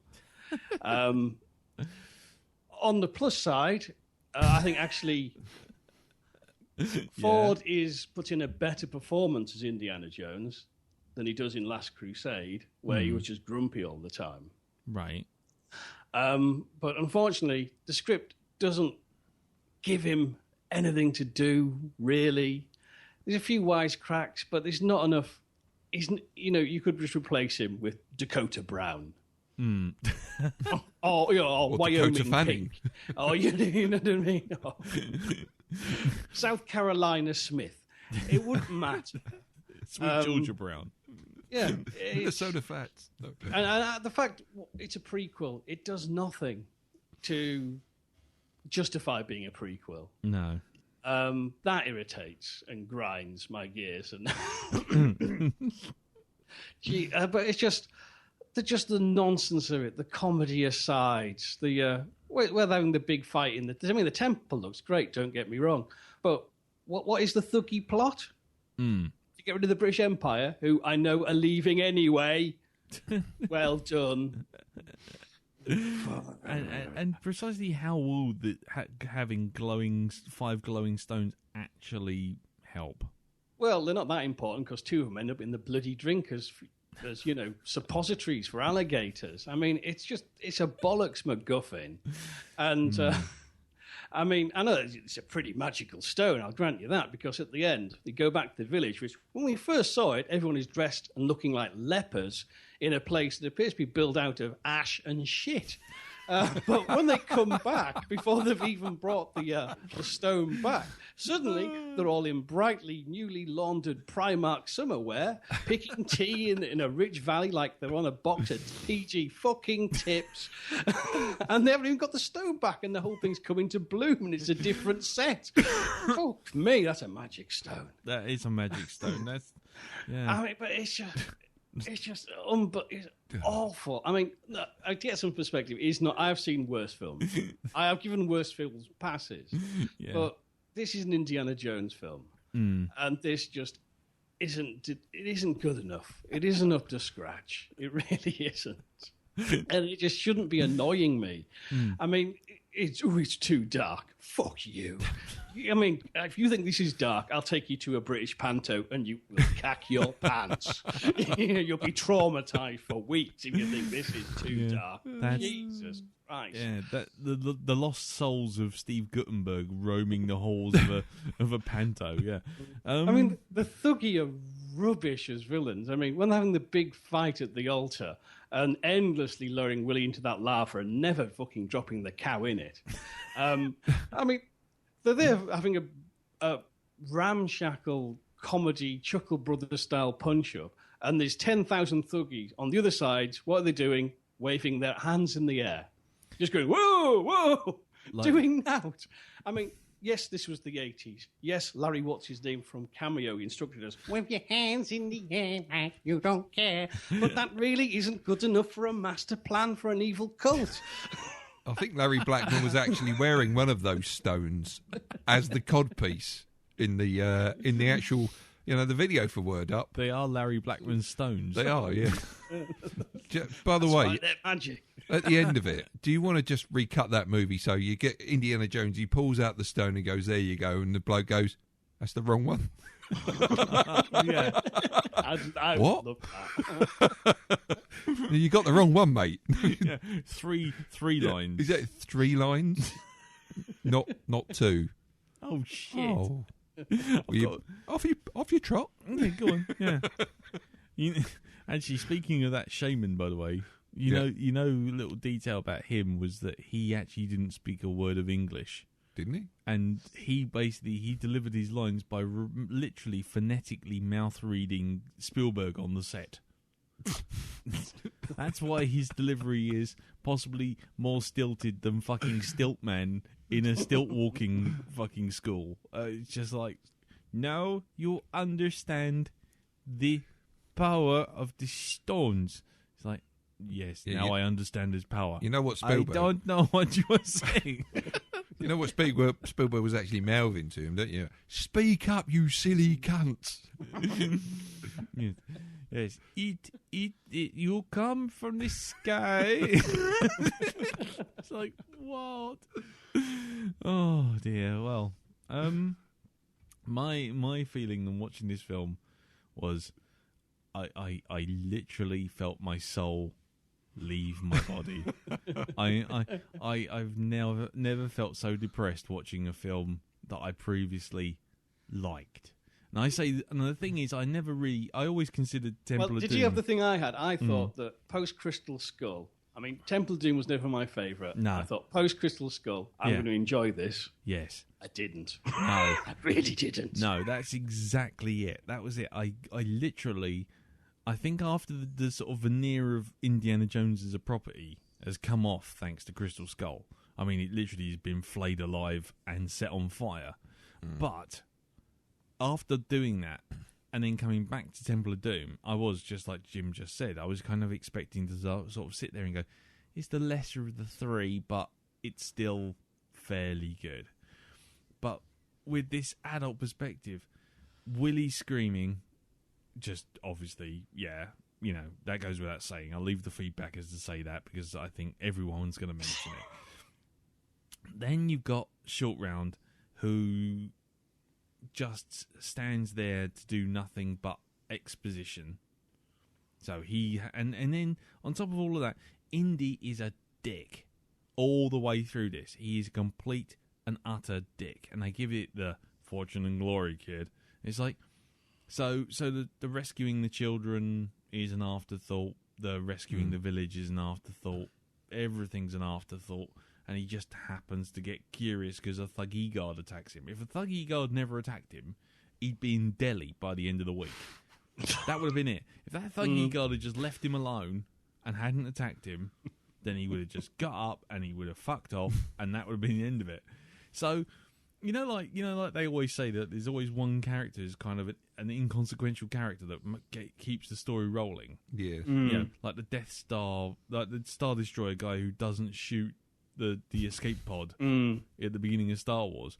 It's the same, you know, it's the same guy's predecessor was a Thuggee guard who attacked Indiana Jones and set him on the path of finding the Temple of Doom.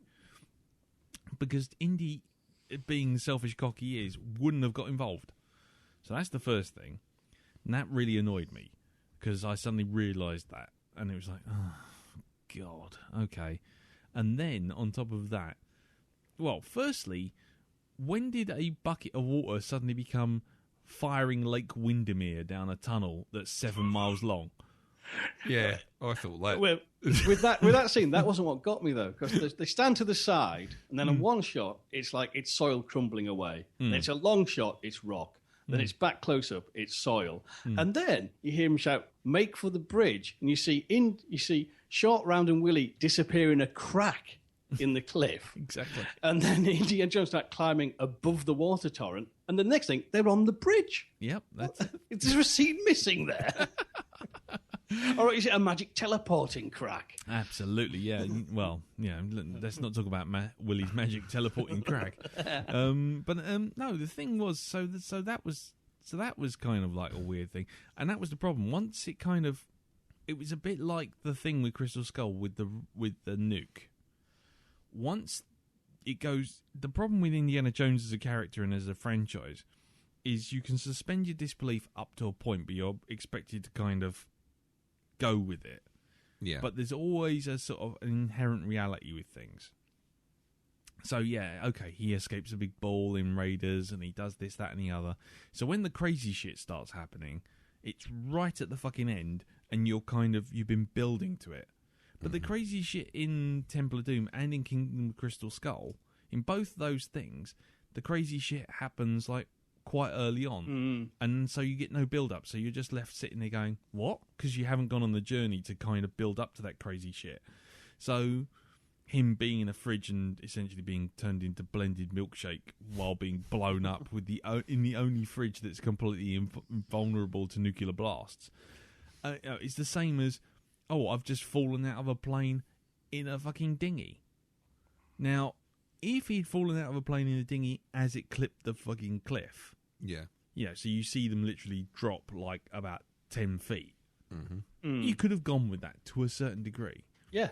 But they don't. He falls about a quarter of a mile, then he lands, then they skate downhill, then they go off a cliff and fall another quarter of a mile. Exactly. I'm glad that's Yeah. See, it's not so bad. That's essentially what they did. And what the fuck? It just goes off the cliff. And so that shit happens so quickly that you don't get the build-up. So that put me off. And then, of course, we get to the comedy Indian, religious stuff, and the George Lucas school of writing other races, which finally kind of culminated in the delightful aliens from the planet Wu-Tang in Phantom Menace. I mean, it does feel like his scriptwriter is actually Mickey Rooney from Breakfast. Is it Breakfast at Tiffany's? Where he's going and turns up and goes, "Oh, me so sorry. Oh." hot chicken tikka, jaldi. Exactly. Chilwalla. Yeah. I want some Papa Dum. It's just Jalfrezi, hooga juga. Exactly. It's patronising. It's stupid. And this time, obviously, as a more, shall we say, enlightened adult, which obviously, given this podcast, is proof that I'm not, is kind of ironic.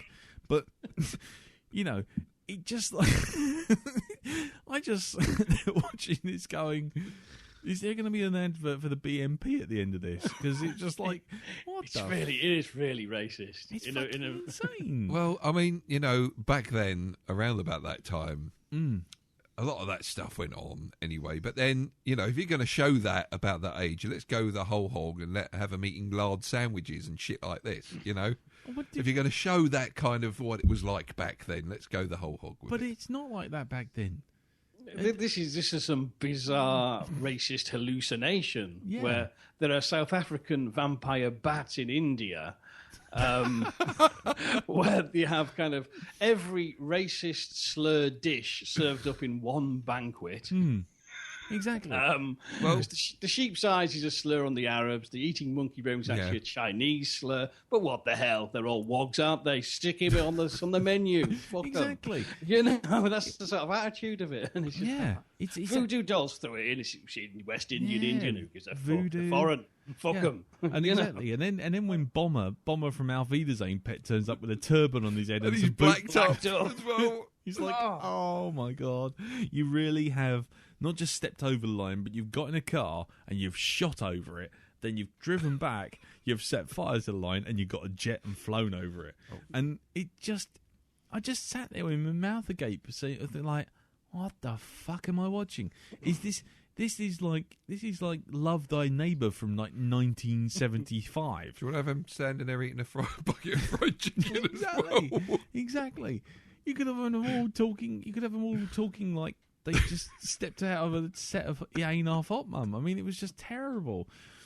Anyway, then you go back to the mechanics of the plot, and literally, the film doesn't actually start for about an hour and 15 in a 2-hour movie.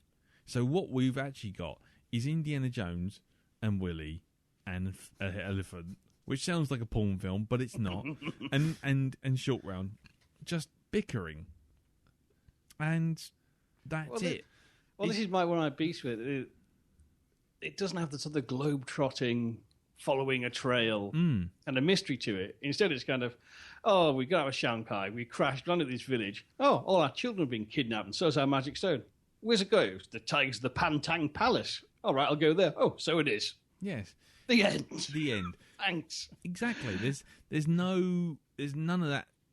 There's none of the joy from what you got with Raiders. You know, that kind of proper 40s B movie, globe-trotting, high adventure, innocence. Cliffhanger serial sort of. Exactly. Feel.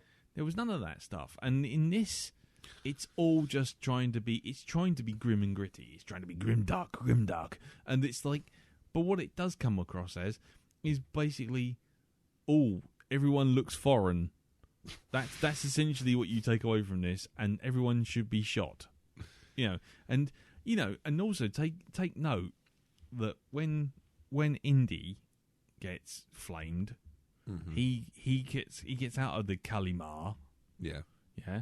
But when like security guards get flamed, they fall off of cliffs and burn. And when the Prime Minister, he basically gets rolled over by that big fucking spinneret, and it's like, oh right, so as long as you're white, you will recover and you will be better. And That's because white people had those magical powers back then. Exactly. And then it's just like, and silly things started to bug me. But once that happened, once the shale had come out from underneath my feet, and it was just like, okay, fine, I'm on a precipice now. All this just seems ridiculous. I just thought, okay, the water. There's not enough water to flood. I literally felt like what should be happening is that should be recut and have Molarome knock over that bucket and just have it roll and just about get to the mouth of the cave. It's like about an inch thick, and then like someone going, "Why did you think this would work?" And that'd be the end of it. And you just stop. Yeah, what do I pay you for? Exactly. And that was the other thing. It was like, there was just like, he just magically knows that Indy and Co are getting away, so let's flood the mines. And it's like, really? How? Maybe it was a non-stick mine, so it didn't get absorbed. And yeah, and just... How did he get to the other side of the precipice to head them off at the pass? Yeah. How did he get there? Why are they all such a shit shot? Mm. You know what I mean? What, Your Honour? I have the arrows when he's hanging Shut on the the fuck rope up, bridge. that's why. God. I'm putting It's down like, the table. one has to just the sound effect twang and embeds in a plank, and the rest looks like some stagehand just threw a handful of bamboo canes at him. Just fuck it, that'll do. Exactly.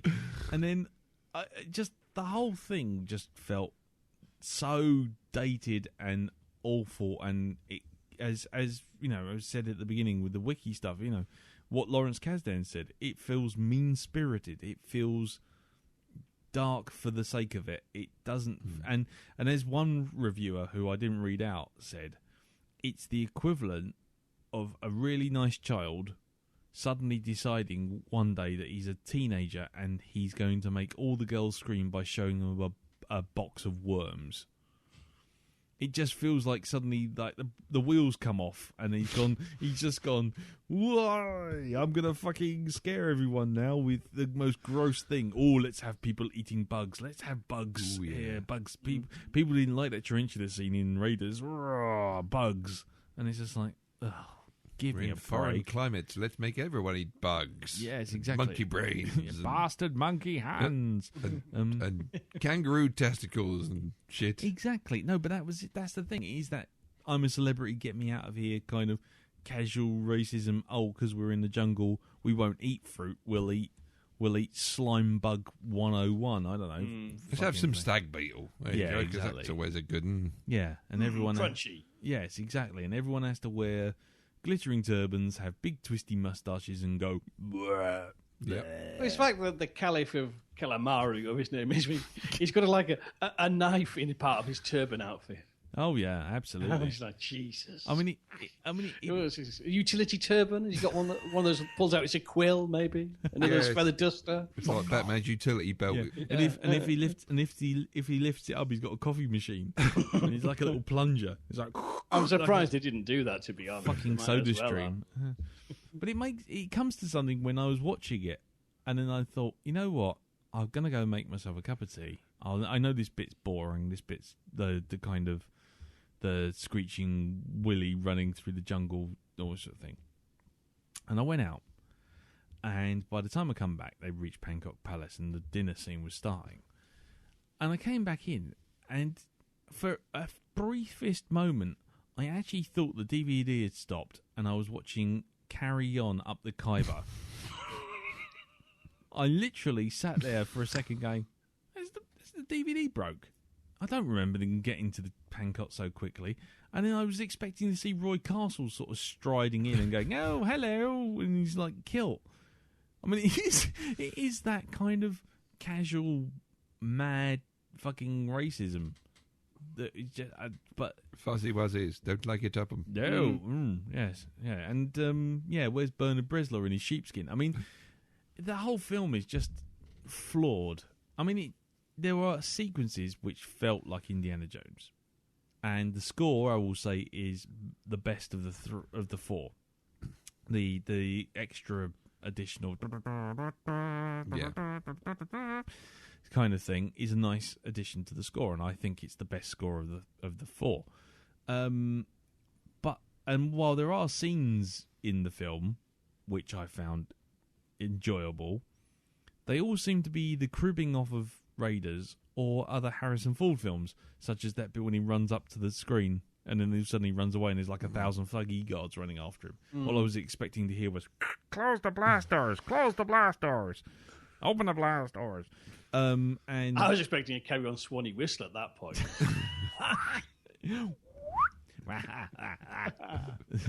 But the devil's in skirts. It's the devil's in skirts. But Heed the words of the prophet must have a leak. And then when you get to the final scene in the on the bridge, that just ends up feeling like nonsense, because there's that whole thing of, we're on the bridge, Indy's clearly caught, and Mola Ram even says it. He turns around and goes, "Drop the stones, they will be found. You won't." And then when he goes to drop the stones, and break the bridge, everyone's going. Suddenly, Mola Ram suddenly feels like the need to suddenly walk onto the bridge, just so that we can have a fight on the bridge. Whereas what should just happen is those 8 guards should just come in from either side, stab Indy. He drops the stones. They go down the cliff, pick the stones up, carry on. And so there was lots of. It just felt like nonsense by the end of it. And the ridiculous fight with Merlin when they're hanging on the rope bridge. Oh, yeah. I mean, it was particularly more nonsensical in the original UK cut that did trim out the heart-cutting scene. And you didn't get the idea that he had the magic power to pull your heart out, because you didn't see that bit. Exactly, yeah. But even so, it's still ridiculous where they hang on rope bridge and he goes, "Ha, I will squeeze your tit, Indy." Effectively. grope your boob. I just want to punch them both, look at each other, then he laughs and just fucks off the rope bridge. Exactly. It's like, what are you doing? Yeah, he's like, just squeeze his boob. But That's the distracting nipple tweak of Mola Ram. I have got your nipples. And then all of a sudden, how does Indy even know to do the incantation as well? Exactly. Which suddenly makes the stones suddenly burst into flame, something they've never been able to do before, or even been hinted at. Mentioned. Yeah.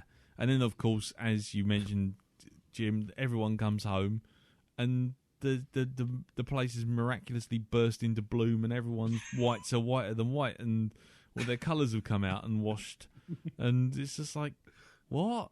How's any of this? How is any of this related to the stones? How is any of this?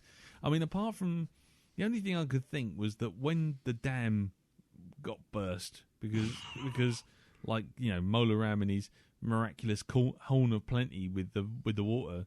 I think he just watered. I think he just watered the garden, and the plants just grew. I feel like all that really Indiana Jones did was basically fool Mola Ram into pouring some water down the hill. That's about it. That's essentially it. Because even the kids, they escape, and Indy has nothing to do with it. Yeah. Kids are already on the case. So, but apparently they're all in the Black Death. So, Black Sleep or whatever it was. So how did they suddenly turn from drones to zombie YTS kids too? Yeah, zombie asbos in racially inappropriate turbans to escapees. I mean, that was a taste of the Ewoks to come. But they made the Ewoks look like fucking Shaft. Yeah. Yes, there you go. Well done for the space. This is the space quote of the week. Yeah, you don't know, you weren't there. But anyway, right. So overall, whereas before I was fairly ambivalent about Temple of Doom, I came away this week thinking that's another bit of my childhood completely flushed down the crapper with a side ordering of shit stain. So thanks for that. I need to see a genuinely shit film. Only needs to happen now is we see Split Second next week and I like it, and I think I will just go and try and stop a bus with my face. I think that's all I've got left.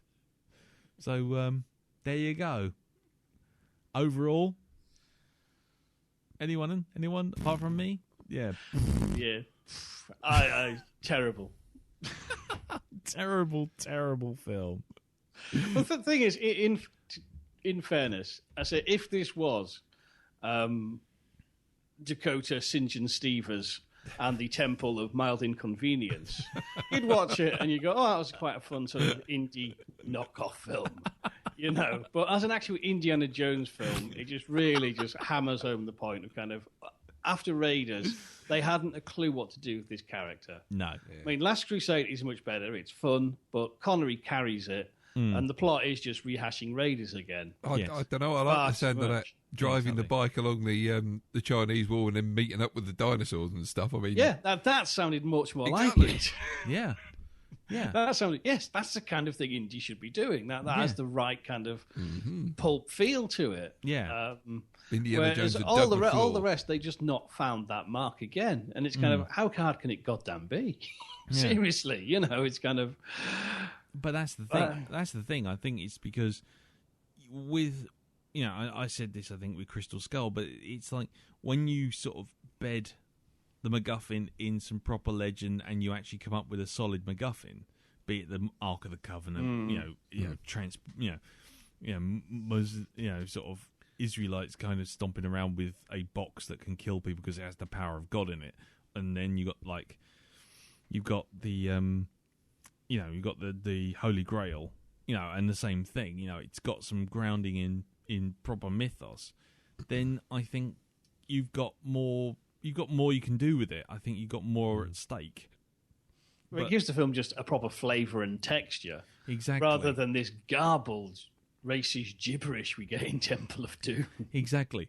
Yeah, especially that bit when Captain Blumbot turns around and they go, see, it's a village. They just want to polish stone. And there's this kind of inferences like savages kind of thing. And and they go to Crystal Skull. It's the same thing. It's an alien Crystal Skull that does what for whom, and that's the problem. As soon as the MacGuffin fails, and as soon as the build up fails, then that's it. Indy himself as a character can't carry it. I don't think it's strong enough a character to carry the story along if the story's not well constructed. If you know what I mean. I'll tell you one thing. This has actually shockingly made me actually appreciate Crystal Skull a bit better. Because you hush your mouth, Mr. Moon. Much might be irritating, but he's not as irritating as Short Round or Willie. That's true. Not by a long shot. And at least, although the plot is some nightmare hallucination shot out of Arthur C. Clarke's mysterious world, at least it has the globe-trotting aspect to it. Yeah. It's fucked up and wrong, but at least it was there. Where in this, I mean, we have it as a prequel, which kind of it does nothing for Indy. The plot is bobbins. There's no real stakes to the MacGuffin artifacts, and you're left with the uncomfortable idea of kind of, well, what happened to Short Round? Yeah. I presume, on the strength of how Indy actually behaves in Temple of Doom, which, although Crystal Skull doesn't have the proper feeling of an Indiana Jones film. At least the character of Indiana Jones is more like Indy, a bit more heroic. Whereas in this, you have this sneaking suspicion that once they get to Delhi, he just sells him on to, Diamond Senior.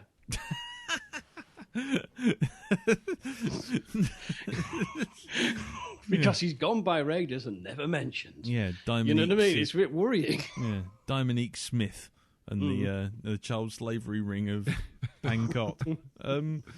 Yeah, I just think it's a gibbering mess. And like I say, if the only reason to have it is to make it the same as Empire Strikes Back, but for Indiana Jones, that just seems like the wrong reason to do anything. Because that's rubbish. Yeah, overall, I'm kind of heartbroken and sad. That's essentially my total upshot of this film. Well, that's how I ended it. Just watching the credits and just this feeling of loss and despair. That was awful. Loss and despair is the title of this podcast. or Dakota St. John Stevens and the Temple of Despair. Tell people a mild inconvenience. That's definitely going on, I think. Anyway, right. Well, in keeping with our new policy of not releasing podcasts of 4.5 hours long, what we're going to do is we shall have a feedback show, because I know that you've got a few, Jim. How many have you got? I've got 5. Okay, I've got 6, and we've also got 4 pieces of MP3. We would like to give everyone their due time, and so it would probably be better just to have a feedback show for this episode, much the same way as we did for Batman and Robin back in the day. Yeah. So, ladies and gentlemen, we are going to wrap it up here, and if you decide not to go on to the feedback show, and that's fine if you don't, then what we're going to do is we shall tell you what we're having next week's film when Jim's away, who's miraculously managed to time it. Next week's film is a film. So yeah, it's so convenient. Next week's film is a film which essentially we got goaded into. Once again, this is a listener contributor person influencing this show in a negative fucking fashion. Would you like to name and shame? Yes, Lee Bozier Lown or Boz Cartman. Boz of the Little Podcast of Horrors, I believe he's on now, isn't he? Yes. Much respect for him. We did have respect for him. However, he did mention Split Second as being a fantastic film, quote unquote, on the Facebook group.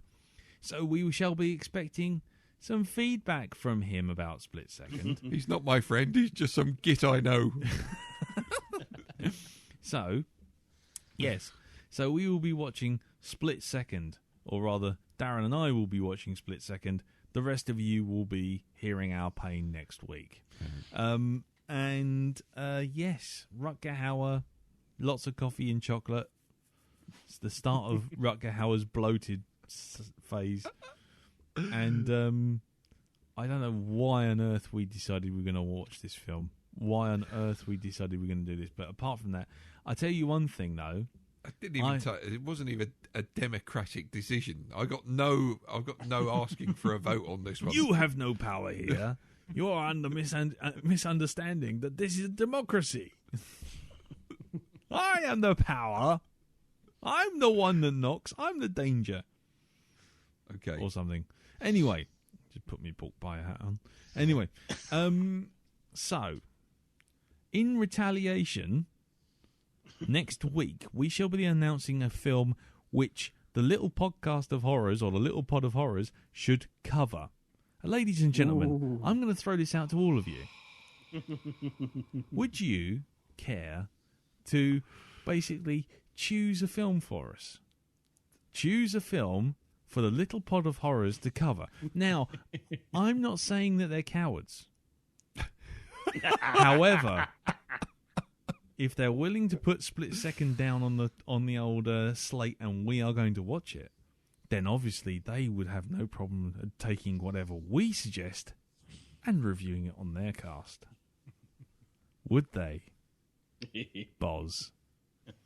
So, I've already got one suggestion. yeah, and we shall have that discussion off air.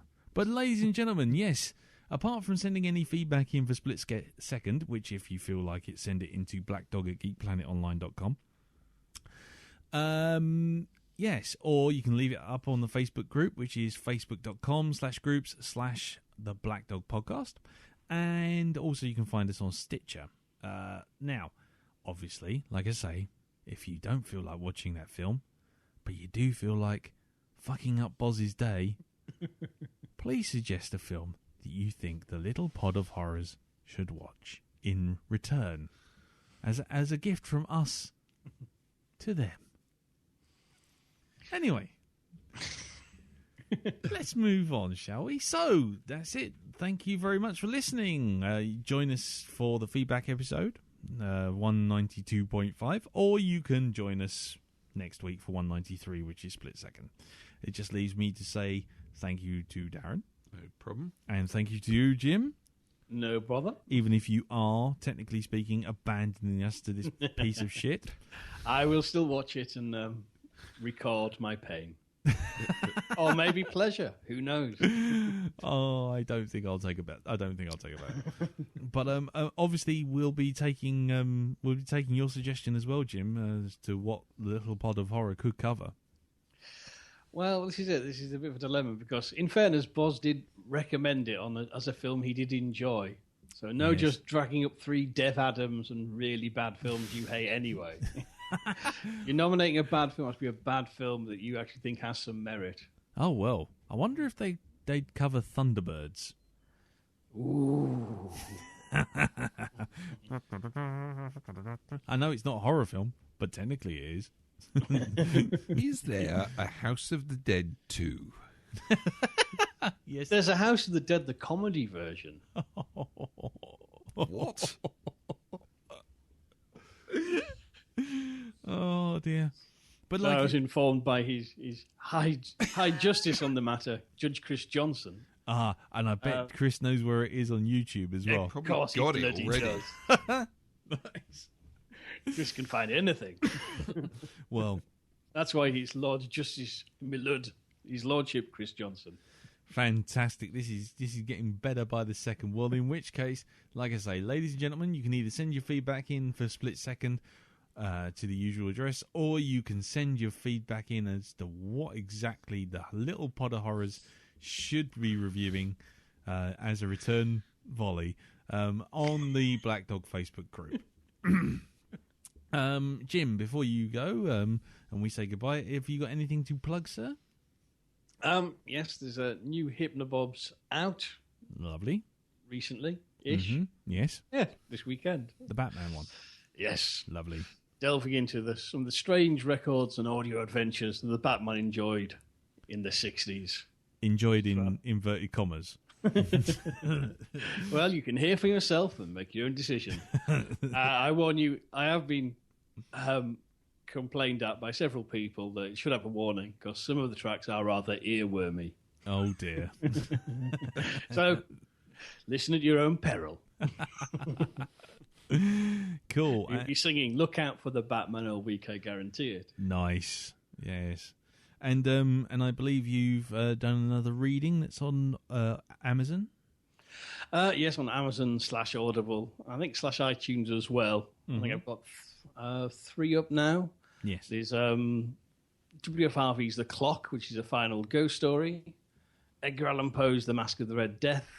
And H.G. Wells' The Time Machine, the missing cut chapter. And very good it is too. And there's a couple more to come as well that still are in the works. They haven't gone up yet. But Fantastic. But don't let them distract you from Split Second. oh, of course not. No. Oh, no, they're done. It's just in the process. I've passed them to the publisher, then he's put them to Audible, and All right. so they should appear at some point soon. Excellent. Right. Well, with that, I bid you all a farewell. And like I say, we'll see you either in a couple of days or in next week for either the film or the feedback episode, depending on which one you decide to pick up. And yes, go to the Facebook group. Drop Boz a little bit of love. And we'll see you all next week. Tatty bye. Bye. Bye-bye. Oh, doctor, I'm in trouble. Well,